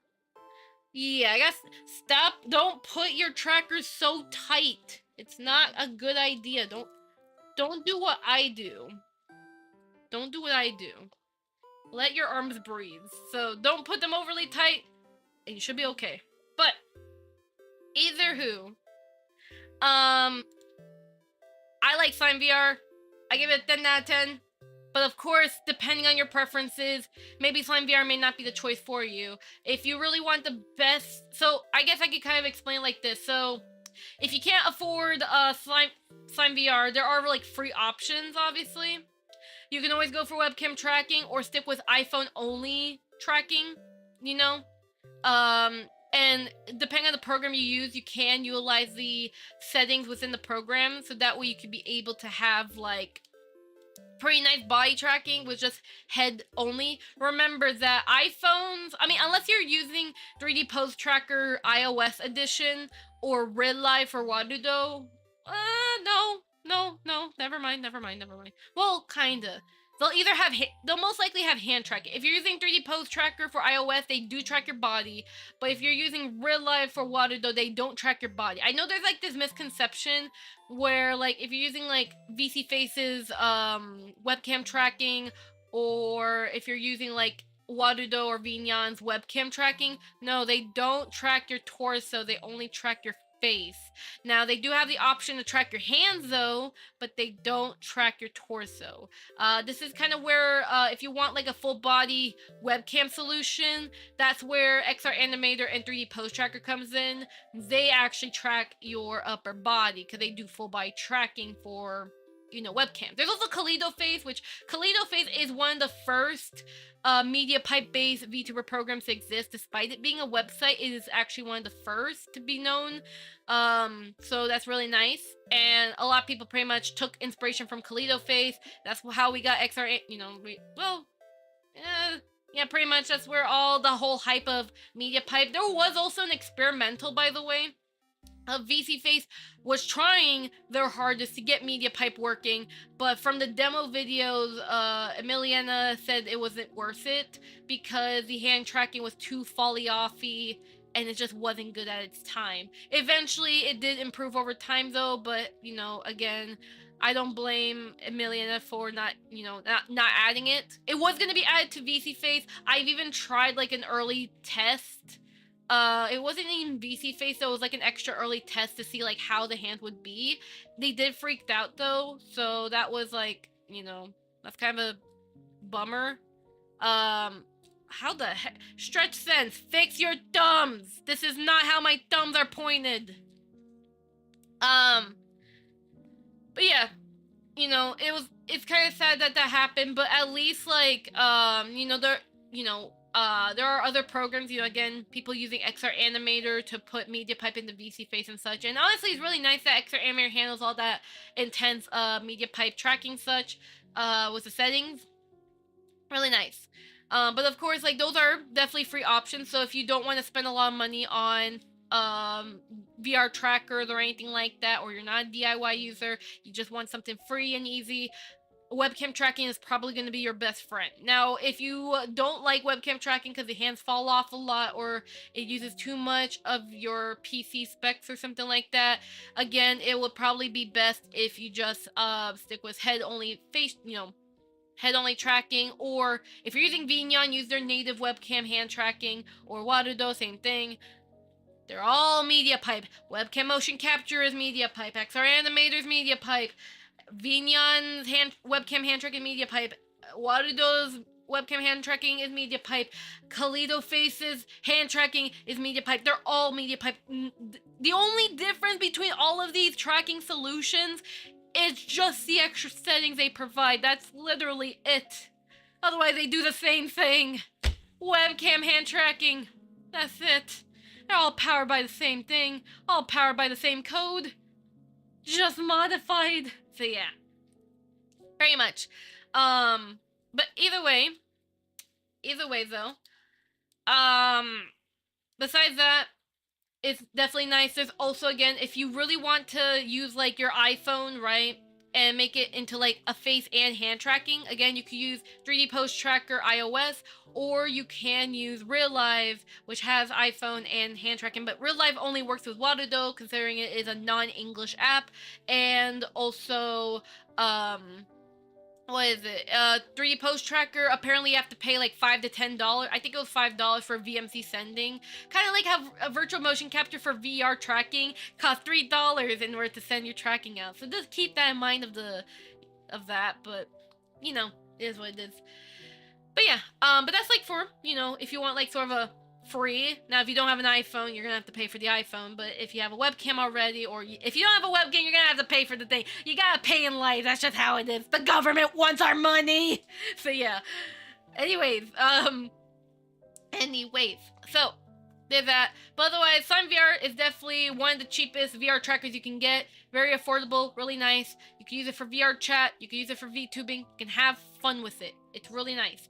And besides the drifting issues, you know, it's really nice. It's one of the cheapest. Now, of course, if you want something more tinier and still kind of somewhat affordable, that's where Mocap comes in, like, the tier after. So it's like, okay, Mocap is nice for the comfort reasons and keeping it tiny. But otherwise, though, SlimeVR, I would say probably SlimeVR in terms of tracking is probably better than Mocap, I'd say. But again, in comfort, people may prefer comfort over quality, so Mocap would probably be best for that. Now, of course, if you heavily want the tracking to be the best, then optical tracking, you know, Vive, Tundra, and such, those are probably good, you know, good options. I know people were talking about Harassment X or something like that. I've heard, I think that's only just a leg tracker, so keep that in mind. If you want upper body tracking, you may have to consider SlimeVR too. You can mix them both, like Harassment and SlimeVR. You can mix them if you want. It really depends on like how you want your setup to be. But you know, Mocap, I like cappuccino more. Oh, you like a drink? Oh, that's nice that you like a nicer drink. Also, I gotta like censor. Oh my. But yeah, anyways, let's see here. So yeah, besides optical tracking base, Mocap, which, you know, goes into the higher tier, then obviously, I guess quote-unquote highest tiers. I put that in quotation because, like, depending on what you want, you may consider them a little lower tier than Vive. But then you got Xsense, Rococo, and Perception Neuron. Xsense is, of course, the highest tier. Perception Neuron, I guess, is an in-between considering that they have more options now. So they have a $7,000 mocap suit. Xsense is like a 12,000 to 30,000 plus considering subscription fee. Perception Run is a free program, but you do have to use you have to buy their suit to use it. So there's that. And then Rococo, if you're a VTuber, you have to pay a yearly fee. Otherwise, you can use the program 100% free for the rest of your life, which is nice. But you know, that's just, yeah, it's just that. So you could definitely look into a mocap suit if you want like more accuracy in terms of like body movement. But of course, if you're gonna use something like Rococo especially, you're gonna deal with drifting issues. Perception Neuron and Xsense, I think they've gotten better at drift fixing, but of course it's not perfect. I think Xsense may handle it a lot more better, but you still have to do the calibration whenever you can, because I think they're all IMU based, so that's just the downside of IMU. But obviously, if you want to go even higher tier, that's OptiTrack and Vicon. Those are the highest tiers. I know Warudo actually supports them, those tracking, but you have to be like a Warudo Pro user to get access to that receiver and such. And again, their mocap solutions, you need a very big room to even use it. So you can't be in a tiny room. You can't, if you're in a tiny room, you have to use IMU based solutions. But if you have a big room and you really want the perfect mocap solution, you could look into optical tracking. I know that the cheapest solution you could get from OptiTrack is a $9,000 solution, but again, you still need the room, you still need to set up the cameras, you still need to wear the suit, you still need to manually put on the trackers, and the trackers are not like an IMU based one. They're not pre-set up, you guys set it up yourself. You gotta do a lot of calibration, then you gotta do the magic wand thing, you gotta hold the wand, you gotta do like the you know, you gotta like swipe the area, you know, and all that stuff. So yeah, so it's gonna be extra work. You probably may even require a second person to use it. That's why for VTube, I do not recommend OptiTrack. I mean, unless you want to, you have a choice of that. But I still would recommend stick with anything that's easy. A mocap suit, or IMU-based mocap suit, or if you want the really nice stable, you know, mocap, you could do Vive or Tundra, or then cheapest would be Mocap and SlimeVR. There's other solutions you could check out. I heard of a couple of VR solutions. Was it like Unimotion, Harator X? Those examples. I think there's this other one that is just like a shoe tracker. but they literally just kind of they literally ripped off from SlimeVR. Like they call SlimeVR dumb or something. Like they said SlimeVR was a piece of garbage. Yet despite the fact that they diss on SlimeVR, they're actually using SlimeVR's code. So I'm like, very bad advertising. You're using SlimeVR for your own tracker, yet you're insulting SlimeVR. Don't act like you're you're not smart. We can tell. Especially also, I don't know what the name is. I don't even think they even succeed in their. I don't even think they succeeded, considering like the backlash they've gotten. So, yeah. But yeah. I hope that at least give you some information at least regarding some mocap stuff. But otherwise, I'm really happy about the mocap world. I definitely learned, I definitely love to keep learning about, mocap solutions that exist. Because I just like how mocap is just evolving. It's just really nice. And now, the question also is, am I gonna always use this type of setup in every stream? To be honest, no. Like, how do I say it? Because I do kind of like that, that sort of live 2D like movement with my 3D model at times with the leap motion toggle. So like, I like to have variety in mocap, if that makes sense, because it's like, I don't want to always be full body tracking only. Sometimes I just want to have like no full body tracking just to have that live 2D feel. And then sometimes I do want to have that full body tracking feel, with the arm tracking, the arm tracking is always there and I'm pointing at you and just staring you straight in the eye. So yeah. But I do hope to, use SlimeVR more, especially for like VR streams too, so I can have leg tracking, like Beat Saber or something like that. So we'll see. I did said to myself, if I do end up using like SlimeVR a lot more often and such, I definitely may invest in another 5+3 pack for just the leg tracking. I could get like the 7+3, so I could get shoulder tracking and even a neck tracker and an extra tracker for my chest. But I feel like that's too much, and I don't want to already overcomplicate myself as I already have. So at best, I probably would just get the 5+3 and such. And if I really want the individual, like, we'll see. I might change my mind, but most likely I'm just gonna stick with like just keeping it as simple as possible. But we'll see. But what I would do, if I'm doing VR streams, I'll turn like my upper body tracking back into leg tracking. And then if I want to do something like this where I'm just like VTubing with the arm tracking and such, then by all means I would just switch back up. I just switch in between to kind of figure out my setup and such. And if I end up liking it, I might buy some more. We'll see in the future. But it's definitely going to be after I move out, though, because, again, I have to save up money. Also, tax season as well. I have to make sure I actually save money to file taxes, because, well, tax season, you also gotta pay to file your taxes. They'll make you pay more than what you owe them. I'm kidding. Well, no, actually they do, but I'm still learning the tax stuff, okay? Still learning. But either way though, well then again, America also makes it really bad. Other countries kind of have it easier. America just overcomplicates it. Ah well. Anywho though, if that's all I don't know if there's any other questions y'all have about my mocap solution. Otherwise, feel free to ask.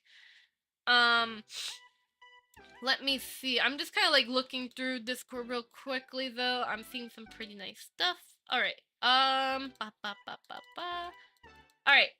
So yeah, tutorial-wise, I still have to, there's still tutorials I do have to post. I have been quite busy, taking care of some, like, background stuff, and I was also experimenting with what it does new updates. I've been doing that for quite some time, so, I kind of got a little distracted, so I do apologize I didn't post tutorials, if any. I don't know, but I'll try my best because I do want to post more tutorials this year, so that way people can learn what to do, mainly like VTuber related stuff, hopefully. And I know eventually I do gotta get to a point where after I post like a certain amount of tutorials, I know I have to get into MMD. And then I also know for a fact that people have been asking for captions, translations. Like there's a lot of requests regarding the tutorial stuff. It's a lot. But I'll see what I can do. It may not be a perfect plan. I can't really have a perfect plan for everything. But I want to at least, at least get a lot of VTuber tutorials out. I know I had some requested when because there's this form I've made, which I'll also link here. So for people who do want to, send a tutorial request. Now again, I may not be able to finish these, like, some of the tutorials I may, like, depending on the request, some of them may get denied. Some of them may take a longer time to be made. So I can't give promises like I will make that tutorial, but at least it'll give me like an idea, like, okay, these are kind of like the higher demand tutorials I should look into, I do know for a fact also, it's also a good way too, because I have people who always DM me tutorials and the requests keep getting lost. So I'd say don't DM me your tutorial requests, put in the form, because at least the form will allow me to have it organized. And at least like lets me, at least it kind of puts in my brain to look into that tutorial. It may take a while, but yeah. Do you wear glasses IRL? Yes, I'm wearing glasses IRL. I'm actually wearing them right now. I can, the glasses I have on my model, I'm wearing. I have the exact same pair IRL. They are these black glasses. They are a square frame on my face. I have the same freaking glasses. And I have a light. I have a tiny little light on top of my monitor. It is pointing not directly at my face, but it's kind of like here's my face, like here. The light, okay, pretend my hand's the light, right? The palm of my hand is like kind of like where the lighting is, sort of. I don't know how to describe it. The point is, it's like the light is bouncing from the walls, if that makes sense. So yeah. So I mean, it's not perfect. Like, I understand people have been struggling on getting glasses tracking to work with iPhone or webcam. My recommendation is have good lighting. Especially so that way the phone can differentiate your face and your glasses. Because, I mean, you can still track your face in the dark, kind of. Not complete darkness, but, like, you can still track kind of, like, in the, like, low lighting with iPhone webcam. But if you especially have glasses, it will struggle a lot. So I do recommend lighting. So make sure that you have the light somewhere. I have mine bouncing on the wall, hits my face. And make sure it's not too bright or too dark. Have a nice balance. And make sure that the mounting you have is stable. Now, if you're gonna do full body tracking, I recommend a Mocap helmet. But if you don't have a Mocap suit or anything like that, or anything, I would recommend just a simple tripod that's $8 on Amazon. I have my well, mine's not a tripod. Mine's like this $20-$30 mount that has like a cooling fan. So that's what I have. You can get that on Amazon too. So yeah. I also recommend please use anti-glare lenses. If your glasses don't have anti-glare at all, you are fricked. Cause ever since now that's a downside. It makes your glasses more expensive. So make sure you have insurance. So consult to your eye doctor. Say, hey, I was considering, you don't have to tell them you're a VTuber. Just say, hey, I'm gonna do like a picture something. Hello, Grim. Nice to meet you. Welcome to the stream. Hope you're having a lovely day. Hello, I'm actually here because I found how to make yeah, so many people have liked that tutorial. I'm surprised. Does that explain? That definitely explains why a lot of MMDers have joined my Discord server. I should definitely make more tutorials. I will keep that in mind. But I recommend definitely consult your eye doctor and get anti-glare lenses. Now, will it be perfect? No. But it definitely does a lot on making your eye tracking much better for glasses. I have anti-glare glasses right now. I can't get new glasses right now because, well, my insurance is being a pain in the behind, so I can't consult my eye doctor anymore. So I have to keep wearing the same glasses. But even then, my current glasses has anti-glare. They're like, I still have shine to my glasses, you know, that's normal, but like at least it's much less than glasses with glare, and it definitely does a great impact. Also, I recommend try making sure that your glasses are thin, like the frame is thin. That you can see why my glasses on my model, the glasses are thin. They're not like super thick. They used to been thick. I used to have very big glasses, but it actually hurt my eyes. So I recommend thin lens or thin frames, and it will definitely help you out a lot on making the eyes more visible to the phone. And yeah, so besides lighting, anti-glare lenses, a thin frame for your glasses, making sure they have a stable mount for your phone. I also recommend, because I've tried different like mounting solutions for my phone, I definitely recommend leaving your phone on a, you know, a tripod or something like that, on a table. I'd say if you could have your phone directly in the center of your face, that would be the most perfect mounting. But if you have a cluttered area like my setup, because my desk, my desktop tower is right next to me. I have a big computer monitor in my face, and just a keyboard and a stream deck here. It's like too much space taken over. I have my phone IRL on the left side, so like kind of like in front of my left arm, tilted to my face. iFacial Mocap and Vtuber Studio should allow you to see like your IRL face, so you can adjust the camera. But I'd say, you know, I was able to use my iPhone just fine. So as you can see, you know, I'm able to blink. Also, I would recommend adjust your tracking settings too, because if you don't adjust your tracking settings on Vnyan or Waterdo, VC Face and such, your tracking is probably gonna suffer a little bit too. So I recommend, if you're using VC Face, I recommend stay with iFacial Mocap, because you can't do this with VTube Studio, sadly, but, but iFacial Mocap, there's a setting where you can adjust your blend shapes. So it's definitely really nice to use iFacial Mocap for VC Face, and you can adjust the blend shape so that way they're more effective. So if the blinking only blinks in half like this or something like that, or maybe if, you're blinking too easily, you can adjust the value of the blend shape so that way it, you change how effective it is. Also, VC Face's sliders should kind of assist, but most of it you're gonna have to do an iFacial Mocap or Face Motion 3D. If you're using Vnyan or Waterdo, they're both programs, they have blend shape settings within the program, so you can always edit within the program instead. I would recommend that.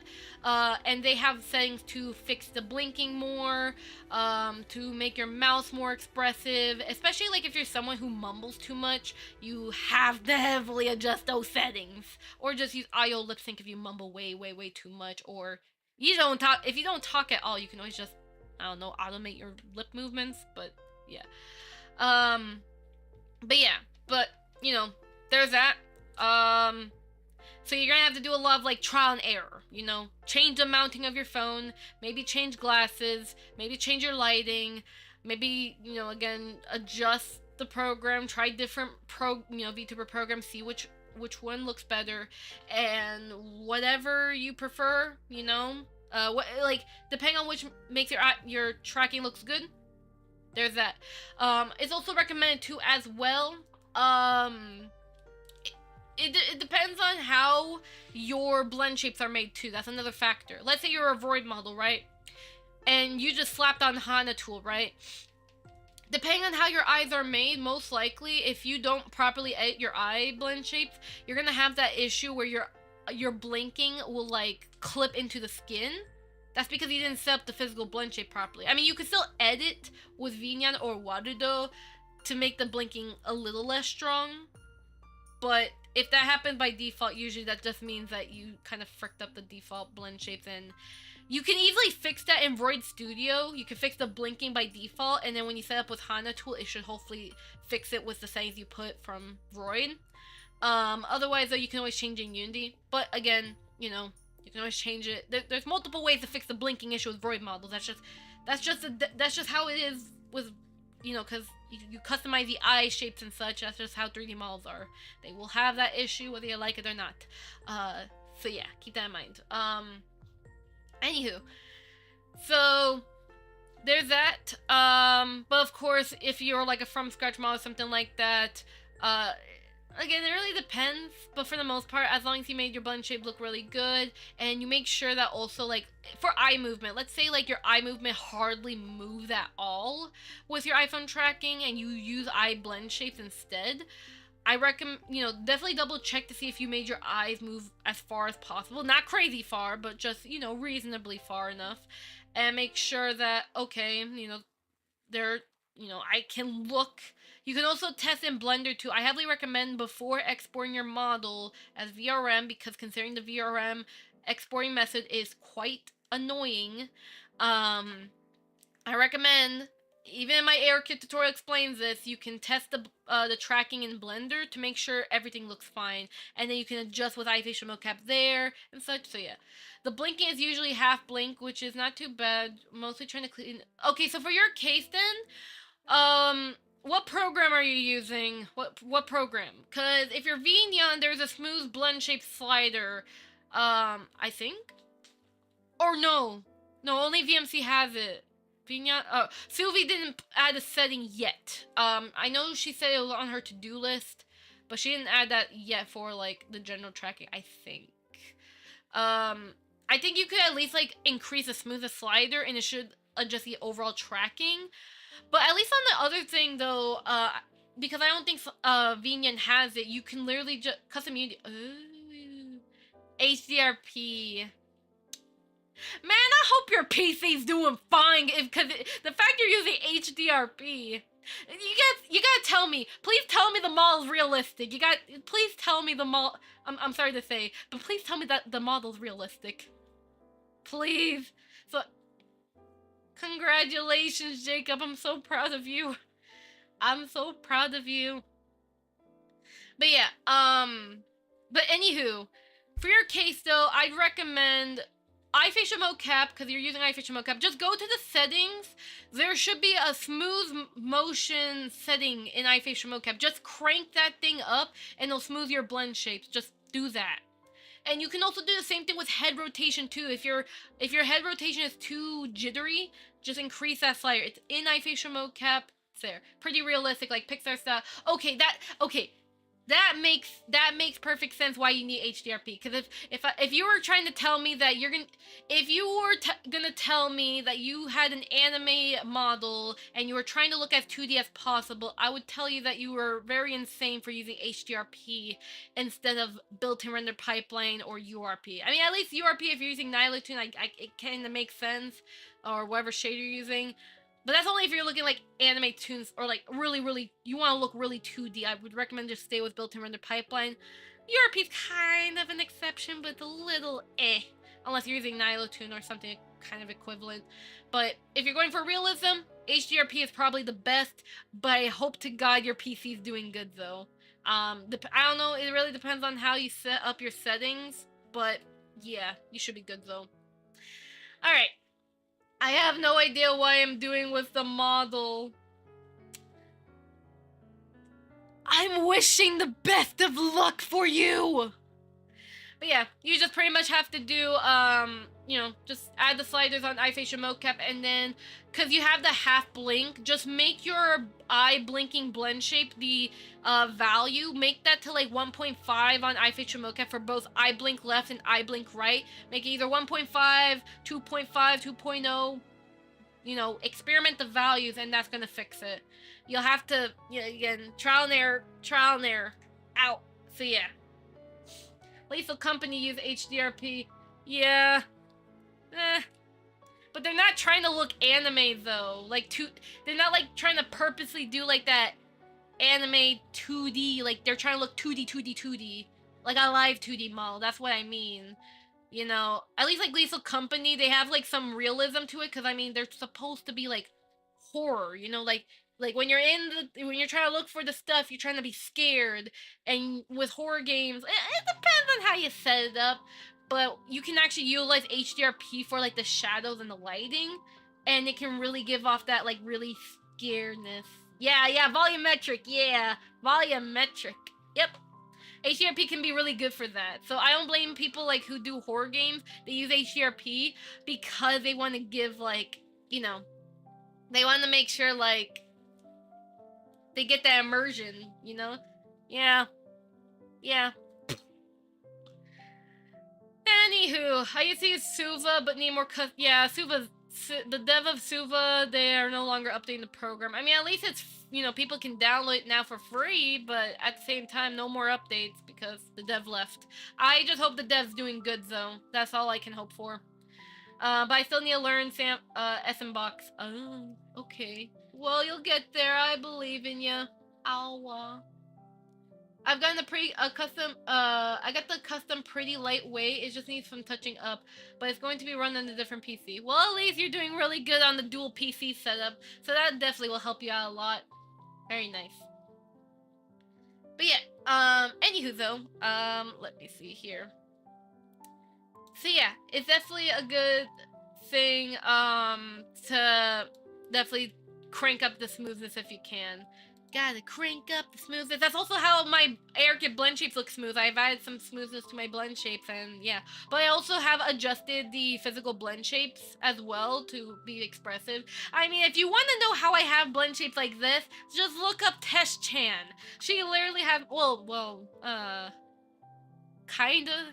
She doesn't have that chin movement I have when I do mouse shifting or the glasses tilt. I forgot to add it, and I'm not gonna bother because I don't want to keep like republishing Test Chan over and over, being like, oh no, I forgot a tiny detail. Like, no, you get the general idea of what I did to Test Chan on how I got expressive blend shape. Now study it, and if you don't study it, well, I'm just gonna say, speak to my bird, right here. Just speak to my bird. He's right there. He could be your friend. So yeah, good luck with those. Good luck with those settings. Yes, blend shapes in SM Box are called morph shapes and morph channels. Yeah. Yeah, there's different ways to call a vertex moving around to make a facial expression. We have shape keys, blend shapes, morph shapes, morphs, flex animations. What the heck did the Unreal Engine call their thing again? Hold up a second. Unreal blend shapes. I think they have a different name for it. FBX morph. Oh, they call it morph target. Or something. I mean, they mention blend shape, but it's actually called morph targets for Unreal for some reason. What? Huh? I think they use both. Yeah, they use both names. Blend or what the heck? Unreal, you don't make any freaking sense. Go, you know. Actually, no. Unreal Engine's actually pretty good. I'm not gonna say it to go heck itself. Nah, it's actually a pretty good program. You should check it out. Especially if you want to go for like that all tier realism. Oh, Unreal Engine. Nice, very nice. There's also even VRM. There's a VRM plugin and VMC. I think there's a VMC plugin as well for Unreal, so you can do some cool stuff. Also, you can utilize Live Link as well if you want to have like eye facial mocap like movement. I don't know about the blend shape adjustment stuff though, but I'm sure you can figure that out with nodes. Yeah, it is what it is. But that's something you could definitely, you know, check out. I don't want to learn new engine though. It's okay, you don't have to touch it. Maybe in the future when you're ready, you'll get there one day. I promise. You're gonna be okay. Alright. But, how long have we been talking for? About 2 hours? Man, I hope y'all been learning from this stream. Like, we were talking about different mocap gloves. We were talking about SlimeVR and what do I think about, which I really like it. We talked about MMD stuff. I've seen some Unreal Engine VTubers, but that's that are pretty, but a whole new engine. Not again. That's why you have HDRP. HDRP is pretty much your realism for Unity, and as long as it works fine on your your PC and such, like you're doing really good. That's all that matters. You don't have to learn Unreal Engine if you don't want to, especially if it's too much. It is okay. Like I'm still using Unity. Well, I'm using Warudo now, but you know, I still. Well, then again, I don't want to really go for like that crazy realism though. I know my friend has like a really good toon share that they coded for, or they set up for Unreal. It looks gorgeous, but I still prefer Unity because it's just easier and such, you know. Also, Waterdo is easier for me to like do complex stuff, but like I can do complex stuff with Waterdo, but I can also keep it easy at the same time. Also, for whenever I get Waterdo clients, eventually, cause I know people have been asking me about commissions, and all I can say is just like, you know, eventually I do want to reopen my commission, but not now. Like, I'm still trying to catch up with my current commissions. It is taking a while, which I do apologize for taking too long to my current clients, because I do have like pre-existing clients who commissioned me in the past. They come back, they ask me for stuff, and I'm like juggling, and I'm like, oh no, oh no, and such. So I'm trying to like manage it as much as possible, but you know, I'll see what I can do. But for now, I do want to, of course, take my time on that, catching up, and then I do want to focus more on making tutorials as well. I want to make as much tutorials as possible so people can learn how to do stuff for free. That way, so, you know, people can be able to be self-sustainable with my tutorials, and then for those who do actually want to pay me for my services, like, you know, they can't do a blend shape themselves or something like that, then, you know, I'll have my commissions open for that. We'll see. I don't want to do like the hit bashing commissions though. I kind of want to take a long break from that, you know? And I want to do like other stuff. Now I know there has been a bit of a demand for AR kit. Some people have DM'd me about AR kit blend shapes, and right now I am not ready to open up for commissions. Not now, but in the future maybe I might reopen for AR kit stuff. We'll see. I know also eventually I would like to do like node commissions.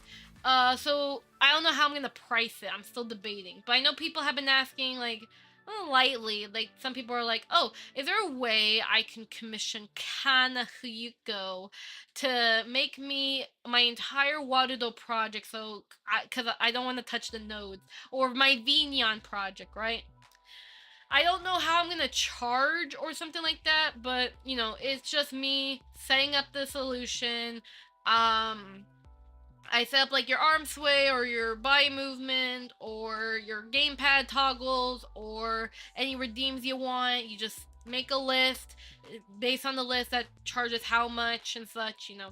I do want to eventually do those node commissions down the line, but I don't know when. And I also don't know how to charge it, because that's the thing too, because I also got to keep in mind of highly about 90%, if I do that, there will be people who will say, hey, Kana, I need you to make me an extra redeem node. I'm sorry I didn't include it in my original condition, but I need an extra redeem. So I also got to think about, like, what about extra charges, you know? So, or I have to, like, think about that, you know, TOS-wise. So, yeah. We'll see. We will see. But, you know, like, that's something I'll think of down the line, but right now, I just want to focus on making more tutorials. You guys want to learn? I'll teach you. Let me teach you, and then we could talk money later. Well, yeah, money's gonna be the last thing in my mind, because I want my knowledge to be free. Oh, another kind of face tracking question. I've watched your iPhone X versus 13. Do you know if the 13 mini... Oh... I don't recommend getting a mini if you're gonna do VTubing. Like the iPhone, like the 13 mini is nice if you are gonna do, like, if you're gonna wear like a mocap helmet and you don't want to have too much weight on your head and you're gonna do short mocap. But if you're gonna be streaming for like 4 hours, oh no, that poor thing, you're gonna kill that battery. Don't get a mini. Stay with the normal iPhone. And even then, you don't need to get an iPhone 13. You could just get like a cheap iPhone 10, iPhone 12, iPhone 11, or heck, if you want to go even more cheaper, iPhone XR has pretty darn good tracking as well. So yeah, I didn't want to spend on it and then find out it gets too hot. Yeah, don't get a mini. Don't get a mini as a VTuber. Don't get any miniature phone as a VTuber. You're gonna overheat it, and over time that battery is gonna it's gonna like bloat up. You're going to then have to pay for someone to open up that phone, get a new battery. You're gonna have to pay about like $120. It happened to me before on the iPhone X. Not good. So I would recommend For the love of God, don't get mini. Just stick with the normal size or go with an iPhone XR if you want like a cheap iPhone. But then again, the XR, considering it's also like as small as an iPhone X, it can also overheat. So I recommend just get a cooler. If you like, yeah, that's another thing. If you absolutely have to get a miniature iPhone, please always have a cooler on that thing and try not to abuse it. Don't make it last for like 5 hours. Like, keep an eye out for it, you know? So yeah, I have an X I got that's years ago, but it has some screen insensitivity, which makes it a pain. Then I would recommend, just get the normal size. Honestly, just get the normal size. Whether iPhone 13 or iPhone 12, iPhone 10, iPhone 11. I think a most popular choice most people tend to get in terms of iPhone is the iPhone 11. I've hear most people tend to go for an iPhone 11 or a 10. Otherwise, though, for those who want to go on a budget but still want to have like almost the best tracking, just do XR. Do not get an X because, as I mentioned in that video, the iPhone X, the range is a lot smaller, but when you go to iPhone XR, that's when the tracking actually has gotten a lot better, and it's kind of like consistent per phone. So after iPhone XR, the tracking is very consistent in terms of quality. Just the main difference is that just how it's processing. So iPhone 13 tends to process it more smoothly, but you can still get pretty much nice smoothness if you know how to utilize your settings. I want to have a head mount at some point, but I'm trying to DIY a head mount with cooling options. Okay, so then your case, yeah, so you're gonna have to, that's kind of a you choice in that case. If you really want a miniature phone just because of that, because you're gonna DIY and you want a lightweight phone, I definitely would say good luck on the cooling. Definitely make sure the cooling really cools down that phone. You don't want that battery exploding. So if you want the mini, order it as soon as possible if you want. But otherwise, I've used my Verdant Mocap helmet that someone sent me. That one's a $400 Mocap helmet, and that one does a pretty good job at balancing the weight. That's another thing too as well, is that while I don't have the miniature iPhone, I heavily recommend please keep in mind of the center of gravity when DIYing a mocap helmet, because if you can balance the center of gravity of that darn thing with your weight, you can definitely be able to use a full-size iPhone and it's not going to be as heavy on your head. But also, as well, again, if you wear the helmet for a long time, like if you wear like a bulky helmet for a long time, you're gonna sweat, you're gonna feel uncomfortable. This is how it is. It's also why I'm looking forward to my Rococo head rig, because that one's more lighter weight, it's more comfortable, but it still allows balance for the iPhone. So I'm still waiting for mine. They haven't even shipped my thing yet.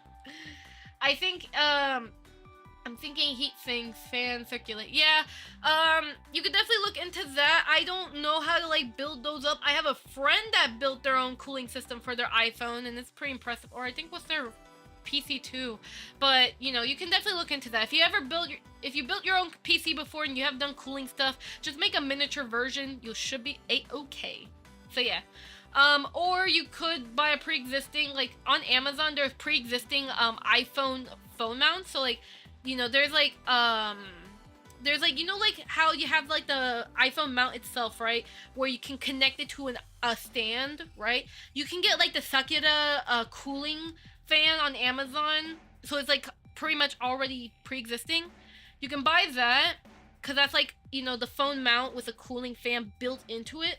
You get that fan, you can put it with the iPhone, and you just connect it to your DIY mocap helmet, so that way it's not like so obtrusive.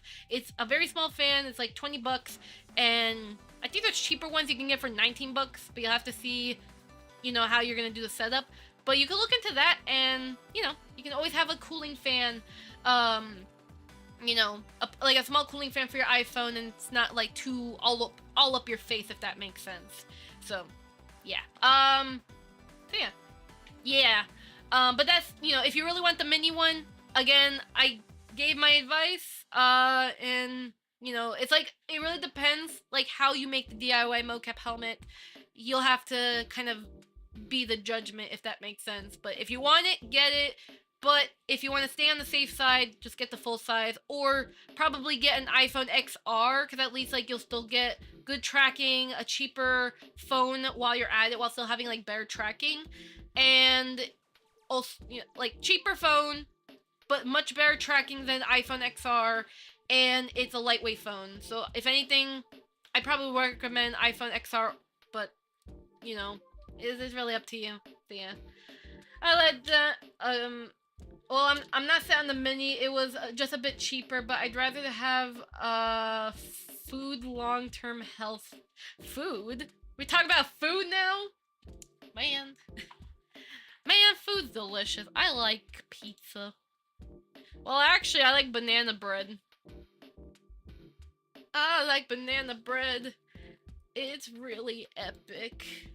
Dang phone, not the phone. Well, anyways, but yeah, I'm so glad. Like again, I'm so happy about the tracking though. But yeah, hey, it's okay. We can still talk about food. I mean, if you want to talk about food, we can talk about food. It's okay.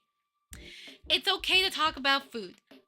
Nothing wrong with talking about wanting a cheese beef burrito from Taco Bell. It is okay.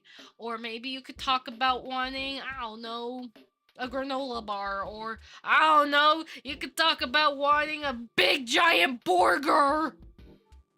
Or maybe you could just have a cheese pizza or chicken nuggets. I'm gonna make you hungry.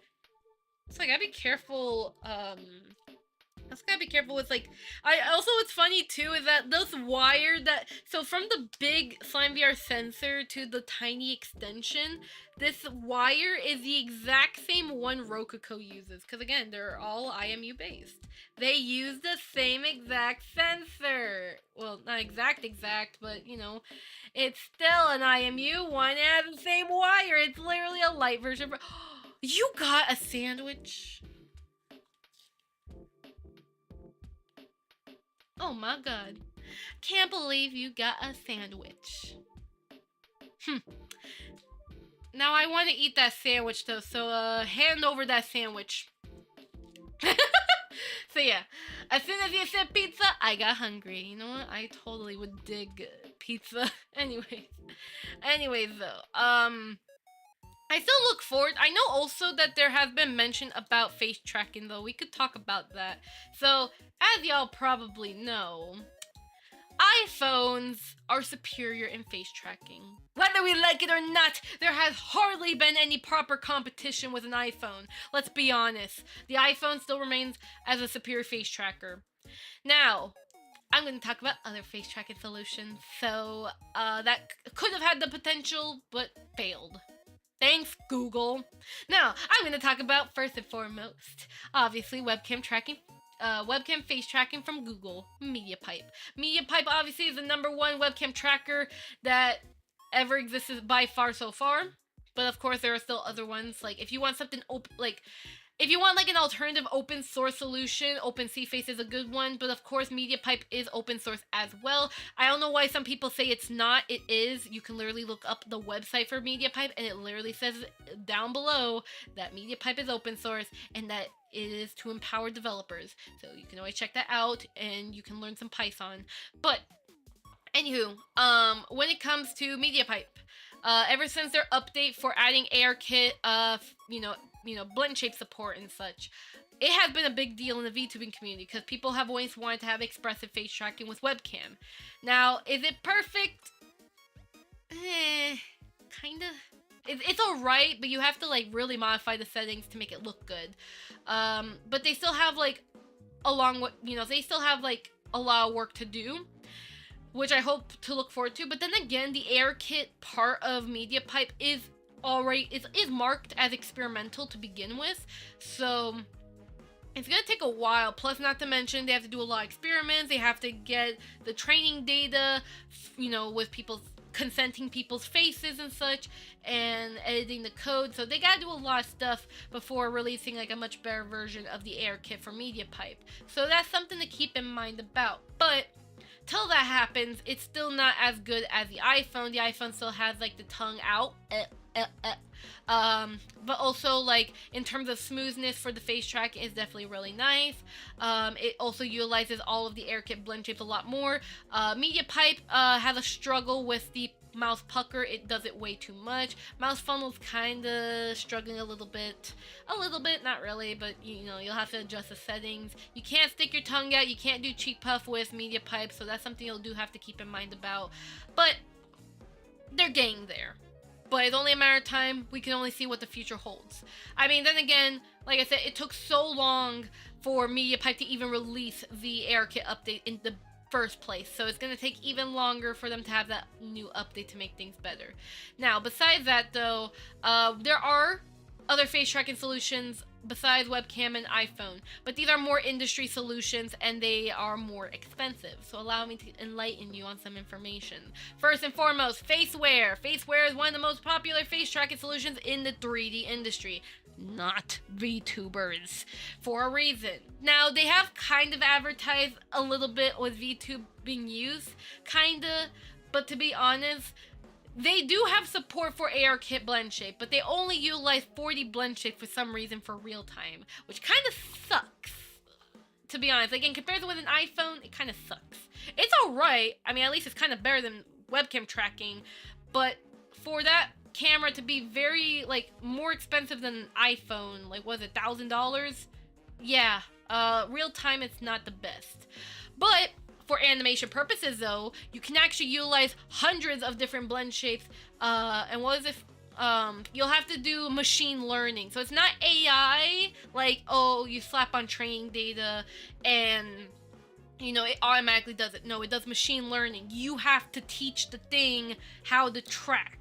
So that's the thing with FaceWare. You can use as many you could use complex face rig and such. It does give, like, it's really most preferred for those who want to go for realistic models or, like, you know, industry level tracking. I've learned how to use FaceWare before. It's actually not that hard. It's pretty darn easy, actually. I'm impressed. But, you know, it's still kind of like a but yeah, but it is a machine learning based face tracker, not AI. Because again, AI, you just have pre-existing training data, and you just kind of, you know, it just automatically does it for you. Machine learning, on the other hand, you have to actually, like, input your own training. That's the thing. You have to input your own stuff.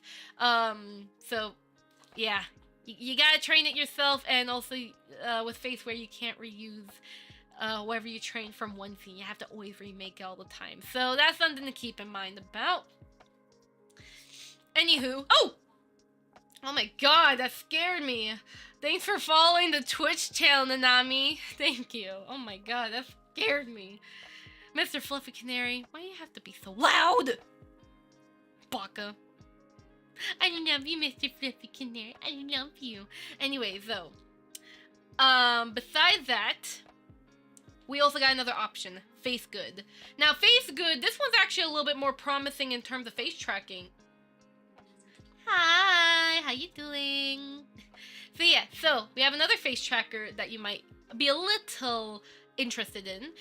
So FaceGood is kind of like an alternative to FaceWare. Now, FaceGood's kind of like there's Sign Puppets, right? You got Sign Puppets, which is like the RTX face tracking. They're actually what's funny is that while FaceGood and Sign Puppets are from different companies, they're kind of like superior company, like the one that owns them. They have the same one, so they're kind of like sibling companies, if that makes sense. You know, they work together, which is quite funny. But, you know, so, and also they're located in the same area, I guess, so that's also pretty nice. So, yeah, so FaceGood, in terms of real-time face tracking, it's actually a lot more better than FaceWare, surprisingly. And I've actually, I've spoke with one of the peeps before there, and they showed me, like, how their real-time tracking was, especially for Unreal, because they heavily use Unreal. I don't think they have a Unity plugin. No, they do have a Unity plugin. Never mind, they actually do have a Unity plugin. But, when I saw their face tracking for face goods, it's actually pretty darn impressive. So I saw from an Unreal Engine demo, they're able to track the tongue. So you know, like the Vive lip tracker, right, where you have like the tongue tracking and such. Face good can do that, and you can do a lot more with it. So if you really want that realistic face tracking, face good's probably the best. However, no VMC support. Only you have to have a custom solution to do it, or a custom program that does like VMC to whatever program you want. So you're gonna have to do some custom stuff and have some custom blend shapes too and other stuff. So it's like, it's not gonna be convenient for a simple VTuber. It's gonna be like something for like more advanced users. But then again, Face Good has advertised a little bit on being used for VTubers as well, which is also pretty nice. Now obviously if you are just an anime model, right, like just simple anime, simple face, you don't need to have the most realistic face tracking ever. You don't need to. I mean, it still could be funny, like, oh, I have a face wear mocap helmet. I can lick everybody on screen, like a Vive lip tracker, but better, and you can get some nice Twitter clout from that. But at the same time, though, you know, it's just like more of an overkill type of face tracker. So just keep that in mind. But you could look into it if you want. But from what I've heard, there is no VMC support, sadly, and you'll have to kind of figure that one on your own and make a own custom program. Or if you could contact Face Good and add it, then by all means, that would be, you know, that would be pretty nice, of course, if you can kind of give the demand. But otherwise, though, yeah. Or maybe you could, if Face Good happens to like Tiger's Warudo, just like how Sign Puppets want their stuff into Warudo, then by all means, you know, you could, we could see if Face Good may be interested, but otherwise, you know, you're gonna have to do some crazier stuff. But, you know, I still recommend if you want to go for more hardcore animation stuff, you definitely could look into Face Good, get a mocap helmet. There's even like rentals, I think they have like a rental, and then they also have like, so they have like rental stuff, I think. And then you can also, just like how Rokugo, you can actually rent a mocap suit. Did you know that? But of course, you gotta like, you return it back if you don't pay it anymore. Otherwise, you're gonna get into trouble. But you can rent like a camera from Face Good to test it out and such. Or you can buy the actual helmet itself. There's like, they have like, their cheapest helmet is wired though, so keep that in mind. While their highest tier is wireless. So just keep that in mind, the downsides. But otherwise, Face Good is something you could look into. The most expensive face tracking I know of is Cubic Motion. Cubic Motion is heavily an industry standard face tracking for like more hardcore face tracking. So while Faceware is still an industry standard face tracker, I don't think anything can compare with Cubic Motion. It's heavily expensive and it's pretty much only for companies. I have got, you know, not that I have insight on it, I just kind of looked into it. And, you know, the quality of tracking is really good, but again, that's only for companies and really extremely overkill. It's mainly for like realistic production, so it's not recommended for anime models, obviously. Anime, you don't have to have like super realistic on everything, unless like you're going for that semi-realistic anime style, but even then that's way too overkill. You might as well just stick with just a normal iPhone. But if you really want to have like that detailed face tracking and such, I'd say you could look into Face Good, but then again, keep in mind you're gonna have to suffer with no VMC, you're gonna have to do some custom stuff, you're gonna have to deal with tech support, being like, hey, how do I set this up for this VTuber program and such. So keep that in mind, But I don't recommend Faceware for the live face tracking. It's only best if you want to like learn about industry-based face tracking. You know, I've used it before. And yeah, it's not good for like VTubing. It's only best good for animation. Face Good, you know, it's pretty nice for real time.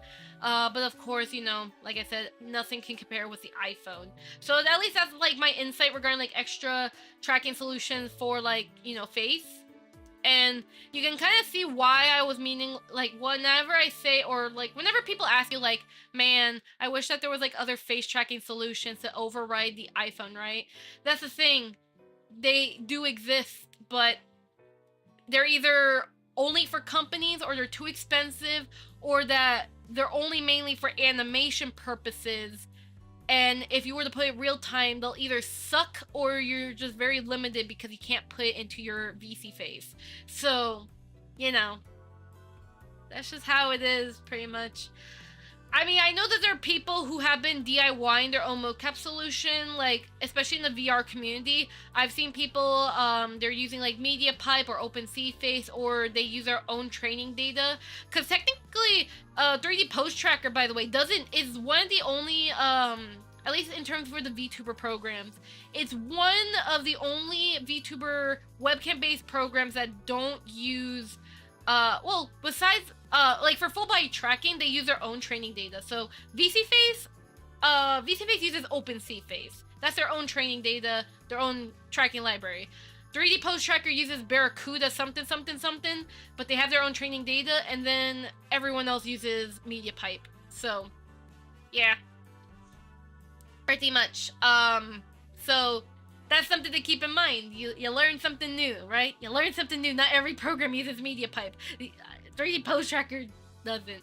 But you know, yeah, that's the downside when it comes to like the face tracking, is that there are options.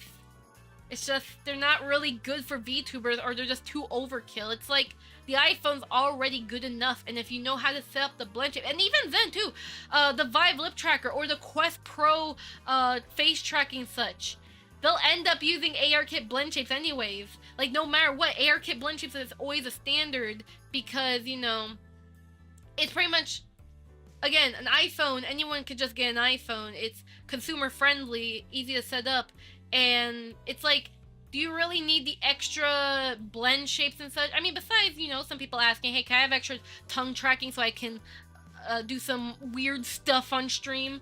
But, you know, just, you know, like, also, hold up, I gotta reset my tracking real quickly.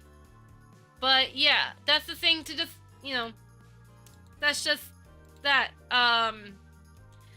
It's pretty much the iPhone's already enough for face tracking. Now, there actually, no, I remember now. Intel RealSense! That camera, that one actually had potential, but then they died. So Intel RealSense was kind of supposed to be the iPhone replacement. Oh, I remember that one. There was supposed to be the, sort of like, there were hopes that it would end up replacing the iPhones because it was like an actual camera, like a dedicated camera, not a phone. And apparently, from what I heard, you could do a lot more with an Intel RealSense, but because they discontinued, the potential of that is pretty much gone. There are some people who have bought an Intel RealSense, and they have done, like, DIY stuff in order to, like, use it on their face and such. But otherwise, though, again, it's very limiting, though, so it's like, so yeah. I would love separate eyebrows, but I'm not super desperate. I mean, we want extra tongue tracking, we want individual eyebrows, we want individual cheek puff, we also want individual nose breathing. So, yeah. I don't blame people for wanting the extra details, though. Like, again, iPhone also had potential. They kind of fricked up. And even then, because there's no competition with an iPhone, because a lot of times the competitors, either they discontinue because they're too complicated, too expensive, only for animation production, not really for real time and such, iPhone just doesn't have a proper competitor. Now, the only closest competitor is webcam face tracking, but they still have a long way to go. There's not, like, in terms of webcam face tracking versus iPhone, you know, it's kind of getting there, but it's just not perfect, you know. Again, the way they do the mouth pucker is too much. They don't even do tongue tracking, or the tongue out, you know. They don't do cheek puff. They don't, the mouth funnel looks a little funny. The way that the blinking by default on MediaPipe looks kind of weak. You actually have to edit the settings to make it look decent. Like, all this extra stuff, it's not perfect, you know. They have work to do before they can actually be, like, a very serious competitor for iPhone, you know, from Apple. But at least it is an option, and we can only look forward to the devs, which there's a lot of devs working for this MediaPipe to make MediaPipe better. So, And considering it is open source, so no matter what, there will always be an update for MediaPipe, no matter what. So, you know, so that's the thing about it. We just have to look for it. I really hate the fact that your best opinion right now, and for the past 5-6 years, is to buy an actual phone and connect it over PC Wi-Fi. It's so obtuse for what it is. Yeah, honestly, I don't blame you for that, because it's like, even I would like, I don't want to like buy an iPhone, well, even though I already bought it. It's like, it would really be nice to have just a camera-only solution, you know? Because it's like, do you really want to have like an iPhone when you're an Android user? And especially if you don't want Apple tracking you, because I mean, Apple has gotten into a lawsuit before where they were tracking their own users just owning an iPhone. It's like, yeah, it's just like, bruh. So I don't blame people for not wanting to have an Apple device, you know, because, you know, with what Apple be doing, it's just, what? So, you know, but I still look forward to MediaPipe. And again, until RealSense have potential, but the other solutions I've mentioned earlier, they're just too expensive, all that other stuff. Wasn't there another solution? I know for a fact also, there was this old program that utilized the Kinect, and it did face tracking. I even once mentioned this to Emiliana, because I was kind of hoping for like a sort of solution like this on OpenSea Face, but it never happened, and that's okay. Well, it kind of slightly happened, but not really, but it's okay. Plus, the software you use on the Apple device is proprietary paid software. Plus, anything you have on Apple account will use any apps. Connect is long dead. Yeah, Connect it. Yeah, I remember that, but Connect is dead. Connect Azure is dead. Intel RealSense is dead. They're all dead. Faceware is just really behind. Like, Faceware had potential, but they're just really behind now, considering they're supposed to be an industry solution. FaceGood is actually very recent, but because they're kind of still a little bit expensive and a little bit confusing. Also, in terms of marketing, they're not really marketed in the US that well. Like, they have English support, but they're just not really well marketed in the US, especially for VTubing. So that's why, like, you know, a lot of people don't know about FaceGood, because the marketing, they're more focused over there in China. They're more focused there first. They eventually, I guess, like, over time they'll look into it, because I think, well, Slime Puppets was a little bit faster. Well, kinda. Slime Puppets took like a couple months before they considered VTubing support. But I have heard like they focus on industry, and then after, like, when they were ready, they then look into not face tracking, into VTubing support. And that's why they have Unity and Unreal Engine support for VTubers. So that's nice. So yeah.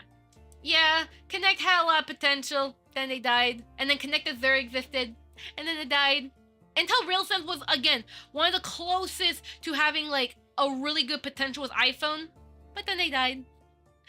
PrimeSense, they're dead. Apple bought them off, and now that PrimeSense became their freaking tracker. By the way, you know that, right? The people who were in charge of, like, the depth sensor stuff with Kinect, PrimeSense. Yeah, they were bought off from Apple. Where do you think that Face ID thing came from? PrimeSense. Can't believe them. They bought them off. If they never bought a PrimeSense, they could have done something. They could have actually had like a separate face tracker camera. But no, Apple was like, hey, you come here. I want to use you for an experiment. And then took them away.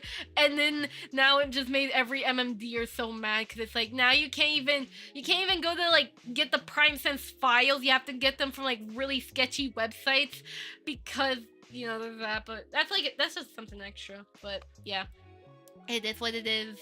When companies got money, they will use the money. Big Screen Beyond is nice, but super experimental. I hope this leads to a VR headset with like, yeah, so, yeah, in terms of also VR face tracking, I know that is slowly evolving too. So, the Vive Lip tracker died too. Oh! The Vive Lip tracker, I have it right in my room, by the way. That Vive Lip tracker I had done commissions with, and I made a tutorial on. That Vive Lip tracker, you can't buy it anymore. That poor tracker. That tracker was actually really good. And they killed it. They don't ship them anymore. What? I'm so confused, like why? But then again, they did have like a new like was it Vive lip tracker for the Pro or something like that, or X Elite. And I get that, you know, they still have like the Vive lip tracker existing, but it's like now it's like you have to buy the freaking. They're making this so you can buy the headsets. Listen, Vive, we don't want your headsets. Valve Index is way better, and you just gotta get that straight to your head. And also, the freaking Quest 2 and Quest 3 are more affordable than your trackers, okay, or your headset. Well, actually, no. Actually, now that I think about it, the Vive. I think the newest version of the Vive tracker actually ends up. Actually, it's kind of nice. Actually, I think it's because it's like a little bit more slimmer, and I think in terms of quality, it's actually really nice. But then again, just the fact that they're kind of forcing you to get the headset to use their body trackers and the lip tracker, it's just kind of cause I just want to mix my trackers together. Why can't I have that? So yeah, hopefully they'll do the same with lip tracking. Yeah, and then we have the Quest Pro face tracking as well, which is actually pretty nice. I've checked the documentation for like, hold up a second, like there's something in my eye, but like in terms of like the Pro blend shape, it's actually pretty good actually. Now is it as good as the Vive lip tracker? Well, you can't do the tongue tracking, but you can utilize your AirKit blend shapes for the Quest Pro, and you could actually have some pretty good face tracking for like VR. Like you can track your eyes and your eyebrows. Like that's actually really good for VR. Like it actually looks good. It's just that not a lot of people want to buy the Pro because it's a little bit more expensive, and I heard that there were issues. I think they kind of made it better, but not everyone wants to buy a Pro, so yeah. I don't want a clunky headset. Yeah, nobody wants clunkiness. You know what? You know what everyone wants? We want to wear nothing, and still become anime waifus. We want to wear nothing, and we don't want occlusion either. No webcam. Just exist as a person, and you're just in the virtual world. How about that? Sadly, we can't get that though because of technology. Unless we were to put our brains in the virtual reality, but no, that's not gonna happen. But at the least we could do, I mean, there has been that experimental thing, right? You heard about these contact VR lenses, like they're not like, how do I say, you can't buy them right now, but they're like experimental. So I am aware like about those. I've heard them before. It's pretty impressive. But then I also wonder, is that gonna be... Everyone's gonna question, are they safe for the eyes? Would you electrocute your eyes on accident?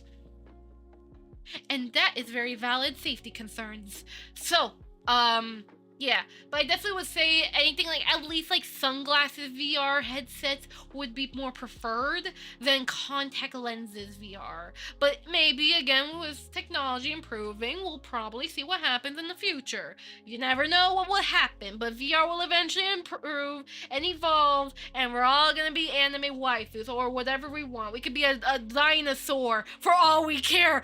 Oh my god, there's a freaking dinosaur!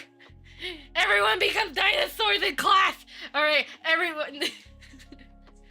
Well, that's the thing, they actually do exist, but you can't buy them, they're experimental. Like, there's this university who made these, like, contact lenses. I think Thrill Seeker has covered them before something. Was it Thrill Seeker or Osis or something? They covered it, and, you know, yeah. It's pretty nice. So yeah. But anywho, though. I think Beyond is closest one so far for a simple VR headset in terms of what they're looking for. Oh yeah, wasn't that what was it? Wasn't that custom made VR headset where you have to like give them your information about like the eyes? Like, okay, this is the size of your head, this is where your eyes are, you know, your prescription and such. Like those custom the custom VR headsets, and then they ship it to you, and like when you get the headset, it only works for you and you alone. Like you can't share it with other people because it's only fitted to your face. Like if you're talking about that one, actually I've heard really good things about it. You can actually buy that headset. It's kind of like the closest to like the most smallest VR headset you can get. I think it's still pricey, but otherwise I think, you know, in terms of quality and such, it's definitely really nice. So yeah. But I haven't seen someone use it on like what is it? Cause again, I'm not VR. You know, it's funny. I be talking about VR and stuff and full body tracking, and I'm a VTuber. Yeah, I never do VR chat. That shocks a lot of people. Like every time people are like, "Oh, you got VR trackers, Kana? Oh, you got Mocap suit. Oh, you know Unity a lot. Oh, you're a VTuber, Kana. Or, do you do VR chat?" No. I don't do VR chat. I don't. But anywho though, still though, it's very impressive with how VR is coming. I still got my 2 VR headsets in the back. I got my Rift CV1, which I use it as a backup headset. So if my Quest 2 dies, I just use my Rift CV1. It's still pretty good, especially like in the current time of headsets. I still have my Rift CV1. I was considering selling my CV1 at one point, but then I'm like, I don't wanna, cause it's like hard to get them, and I like it, you know. So I keep it as a collectible or just a backup headset. Maybe down the line I might sell it, but for now, no. I can't. It's too precious to me. And it was my first VR headset, and I had it for like what is it, 3 years, 4 years. I got that headset back in what is it? No, it's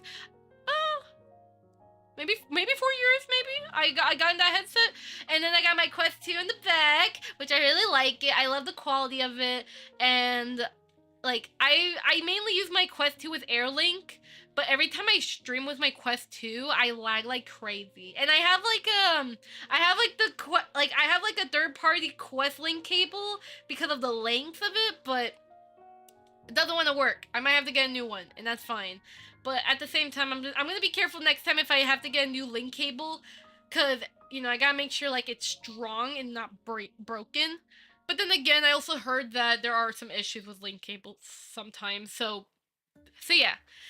But I do enjoy my Quest. I still have to figure out like what there's like some games I kind of play. I played Solitaire on VR, which was actually pretty fun. And then I played some like random games, and then I play Roblox VR. But I don't know. I gotta be careful with Roblox VR because it does make me sick very easily depending on the game and the controls they have. So I always have to make sure like clear out my room because I don't like the rotation it has. It's weird. The Quest.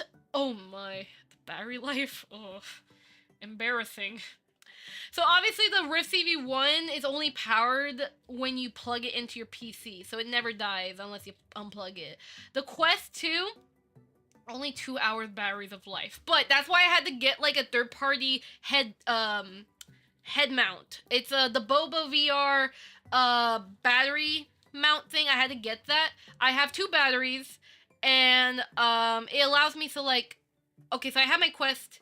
Then if it's about to die, I slap on a battery, and then I can have one battery charging in the background, so I can like switch between them. So then after 2 hours and such, and the batteries, the Bobo VR batteries, they charge pretty quick, so I can always switch between them during gameplay. So I can play for like I can play for like 10 hours if I wanted to, as long as I keep charging and remembering the batteries. But otherwise though, if you don't have the batteries, it's like 2 to 3 hours, mostly 2 hours. So like you have like a pretty short battery life, and it's understandable because again, the VR headset is run wirelessly and is smaller and smaller, so it's understandable why the battery life is like that.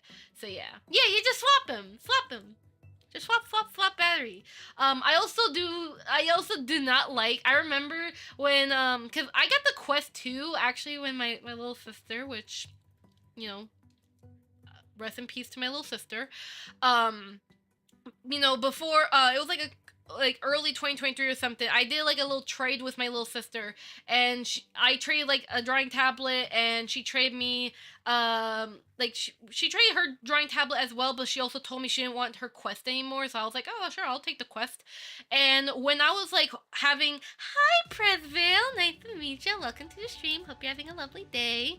So when it came to when I got the VR headset for the first time, and I was going with the default mount on the headset, the thing,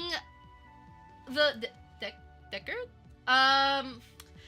I haven't checked that out. Let me see. I haven't checked that out. Oh, I see. Oh, I see what you're talking about. Hold up a second. Oh yeah, I heard about the new Valve VR headset. Is that what you're talking about? Yeah, and sadly Bodily had like insights about it, cuz I think like, you know, they get access to like the early tracking and such, and they also help with marketing, so it's nice. But yeah, they're a big nerd. I look up to them too.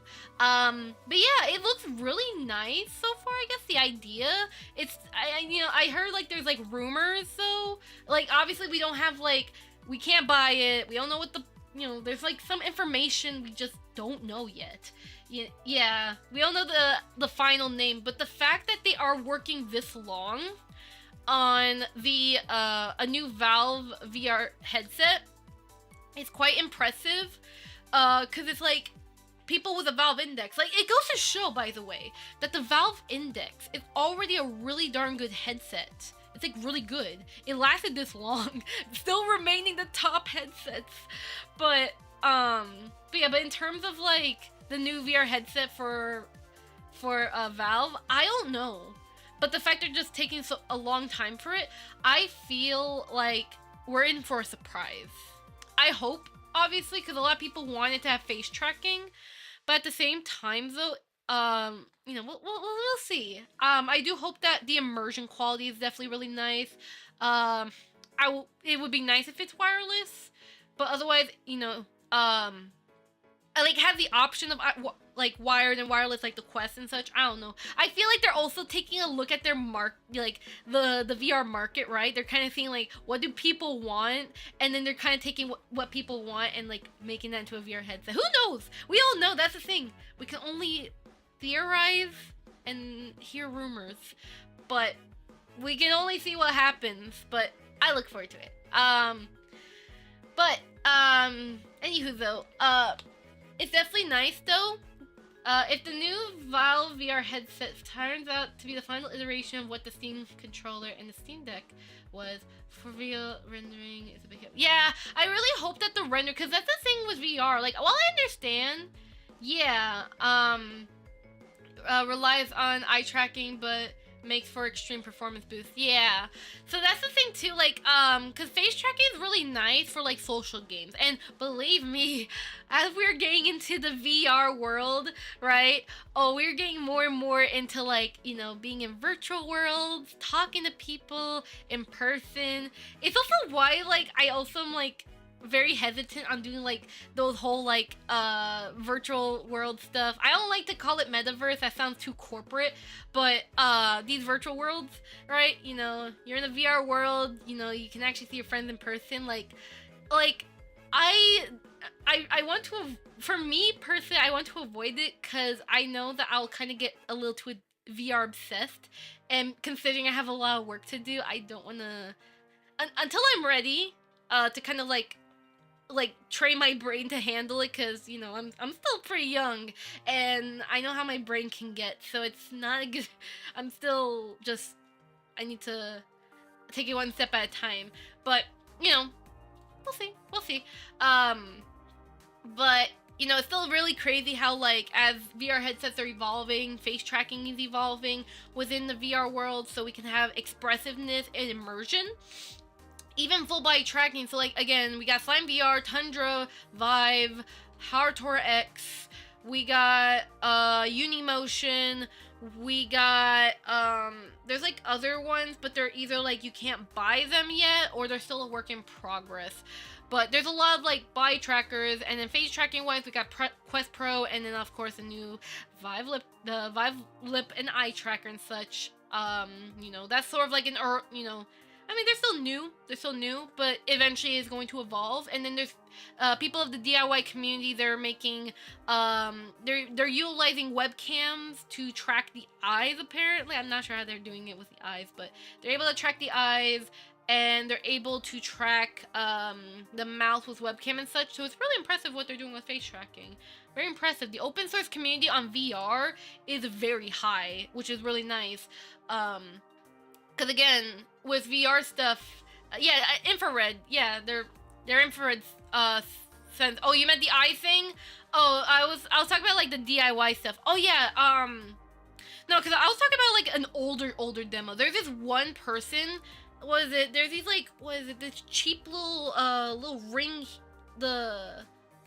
I know there were like 2 demo videos I saw.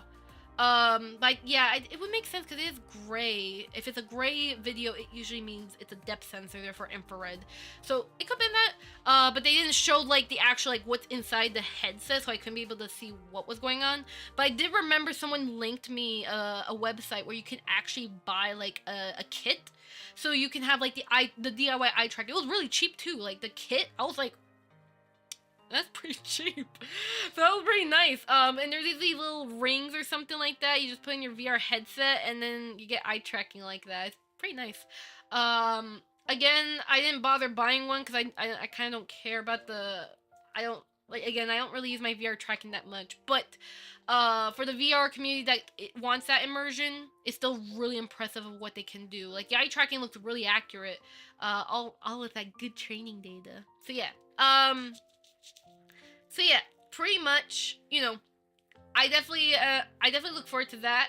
But yeah, for the most part, a lot of the good face tracking is all depth sensor or grade scale or grade, you know, gray video footage, pretty much. Because from what I heard from one dev, they don't use, apparently, like with their lip tracking, they don't use like infrared. They can use webcam, and they just make sure that the video input from the camera is just gray or grayscale, and that's it for them. That's what they told me. I didn't get to ask them more questions, but all I know is that you know, a lot of times they do use depth sensors. iPhone uses depth sensor, Intel RealSense uses depth sensor, the Kinect uses depth sensor, infrared. Almost all of them just use depth sensor, just like how most like I mean, obviously with the exception of optical track base. Well, don't they have like their own sense of I haven't really seen the inside of a Vive tracker. I'm pretty sure I would actually like to see the insides of a Vive Lip, not a Vive Lip tracker, a Vive tracker. I actually would like to see like someone break apart the tracker, and I want to see what's inside. I didn't get that. Oh yeah, that's reminds me, the self Vive tracker. Everyone has been talking about that because it did finally launch. People can buy it, but you can't. I don't think you can use on Steam yet. Can you use it on Steam VR? I heard like upon launch you can't. But hold up. Vive Self Tracker Steam VR. Hold up. Steam VR. Is there a way to do it?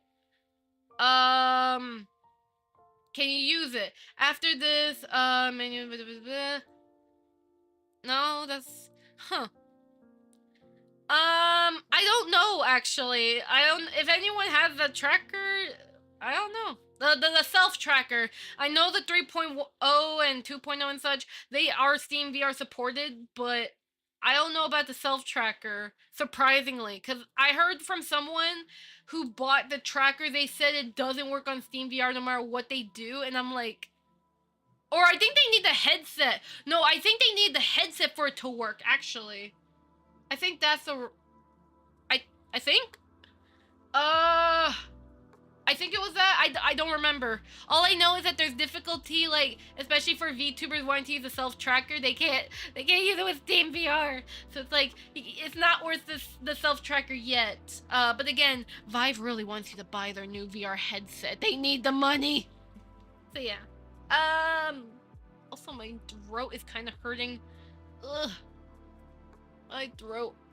Also, yeah, I don't like how the tracking, like, makes it so it seems like I'm hitting my shoulder or something. Ugh. Yeah, because my throat, I'm actually feeling like a little bit of pain there, but it's fine. It's fine. How is the slime? Anyways, I heard it improved. Yeah, we were talking about it earlier. So I'm using SlimeVR right now for my upper body tracking. The overall program, the UI is really good. They revamped it from the old version, so it's now the fancy purple one you see. The user experience is good. They have, you know, custom fonts, custom colors for those with dyslexia or those with vision issues. The calibration is so much faster to do. Like, when I set up the trackers for the first time, it was, you know, it took some time because I had to like put on the, you know, I had to do the calibration of the slimes. I had to put on the Velcro on the slime trackers. Then I have to do some calibration stuff and then trial and error. So it took some time at the beginning because I was still learning it. But then now, as I'm using SlimeVR, I'm able to use the tracking like much faster. So all I have to do is I just put on the, like, after that initial calibration from the day one, I just put on the trackers and all I have to do is turn them on, and then on the program I just do a full reset. Then I do a reset mounting and that's it. It works fine and it calibrates just like a Rokugo Mocap suit. So yeah, the downside obviously with SlimeVR is that obviously they can't track position. So if you're gonna get SlimeVR, like your entire body for like body tracking, like it's still good. Don't get me wrong, you can get leg tracking and arm tracking and such, but do keep in mind, like, if you're gonna do it for solely VTubing, you can't do position tracking. You're gonna have to get like an extra tracker to do the position stuff. But if you're gonna do it for VR, you can definitely use your VR headset in order to be your position tracker, and then your entire body could be full of slime. No, you can have SlimeVR as your body tracker, and you can get some really good tracking quality. I'm impressed. Like, I don't have to calibrate that much. Actually, it's been an hour since well, actually, no, I did have to calibrate earlier. So far, I've calibrated throughout 3 hours. I had to calibrate only 4 times. And it's pretty quick. It only lasts like 3 seconds. So I just calibrate, that's it. And I only had to calibrate about 4 times. So, yeah. So overall, my experience with SlimeVR has been pretty nice. I'm still, like, getting used to it. But overall, nice experience. I'm using StretchSense for my finger tracking. And, you know, they're honestly, StretchSense and SlimeVR are a perfect combo. Like, don't get me wrong, I like my Rokugo gloves, but, you know, I think StretchSense and SlimeVR are a good pair. Man, they should partner. I'm kidding. Well, I mean, StretchSense did partner with Mocap, so I wouldn't be surprised if, I don't know. I wouldn't be, but then again, because there's like the Velcro thing, I don't think it's like necessary. But still, people can be like, hey, we got SlimeVR and we can combine it with StretchSense or contact gloves, you know? Have that, you know, have fun with all this stuff, you know? So yeah. But it's awesome. It's definitely nice. They finally shipped out all their stuff. They're now finally focusing on the newer trackers for shipment. So that means if you order now, your order should ship as soon as possible. So finally, no more shipping issues, no more FCC issues. They're now gonna run like a normal business for the rest of their lives. So yeah. And overall, like, this is literally just my light version of my Rokugo Mocap suit in a nutshell. And yeah, I've enjoyed it. And I hope other people can enjoy it as well. And such. I still need to like adjust my trackers though. Cause again, I am not wearing I should have wore a long sleeve outfit, but I didn't. Well then again though, that kind of defeats the point of the comfort I wanted. I didn't want to wear a long sleeve outfit, but hey, I mean, I'm still pretty chilling fine. It's all good. Ooh. It's all good. But yeah. Anywho though, But yeah, I look forward to the future of tracking, whether for VTubing or whether VTubing or VR stuff. I do hope to get. I really need to get back to playing some VR games and such. It's been a while, and I have two VR headsets for frick sake. So I really need to play them again when I can. But again, I've been busy, but I need to get back to them. Yay! And hopefully I can do some VR streams, but I also need to figure out why does my computer crash so much. Like, I do want to use Live. Like, I do use Live because it's more lightweight. If I use Waterdo, that thing would blow up my computer.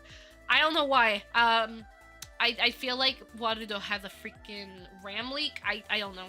I don't know. I think, but also not. It could just be my computer. But even though I have a beefy computer, my computer is VR ready. But, yeah. But we've been talking for about 3 hours, and I am starting to feel my throat, like, a part of my throat is actually, it's actually, kind of feeling a little bit of pain.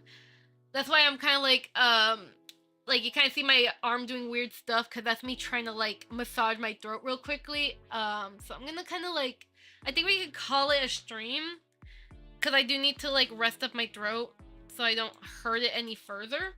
But this has been a fun stream. I'm happy to talk about mocap stuff entirely for this stream. It's been very fun, and all of that. So I thank you guys so much for the chat. It's been very fun, and I hope that throughout this entire stream you guys learned something new, whether it's VR or just normal body tracking or the mocap glove stuff I was talking about, or the face tracking stuff we were talking about, or a little bit of MMD because I was talking about MMD earlier and all that. And overall, hopefully I can have more streams where I feature the SlimeVR, because this is definitely, very convenient for me to set up. And I look forward to the future of SlimeVR. I really hope that one day they can figure out the position tracking, but it's fine, it's fine. That's just how SlimeVR is. It's okay. I still like the trackers overall. But yeah, thank you everybody. It means a lot. But I am gonna go ahead, prepare my button here. So I'm going to rest, but either way, I'll try my best to prepare tutorials as soon as I can, but I do apologize for any delays on tutorials. And I'll try to get some stuff done. Also, by the way, if you're a Waterdo user, I did post some animations for you at the Steam Workshop on Waterdo, so enjoy those little animation conversions I did for you and have fun with that. But, and I also, if you're a Waterdo user and you did download the Waterdo beginner scene file, I did a sneaky update without telling anyone on accident. Oops.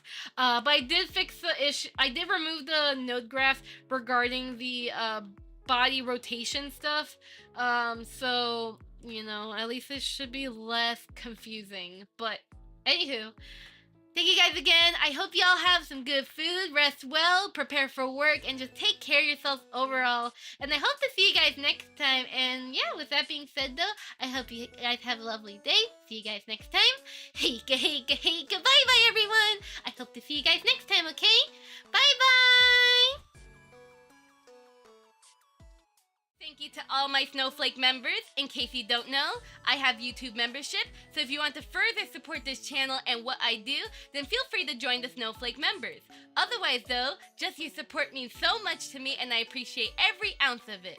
Either way though, with that being said though, heika, heika, heika, bye bye everyone! I hope to see you guys next time, okay?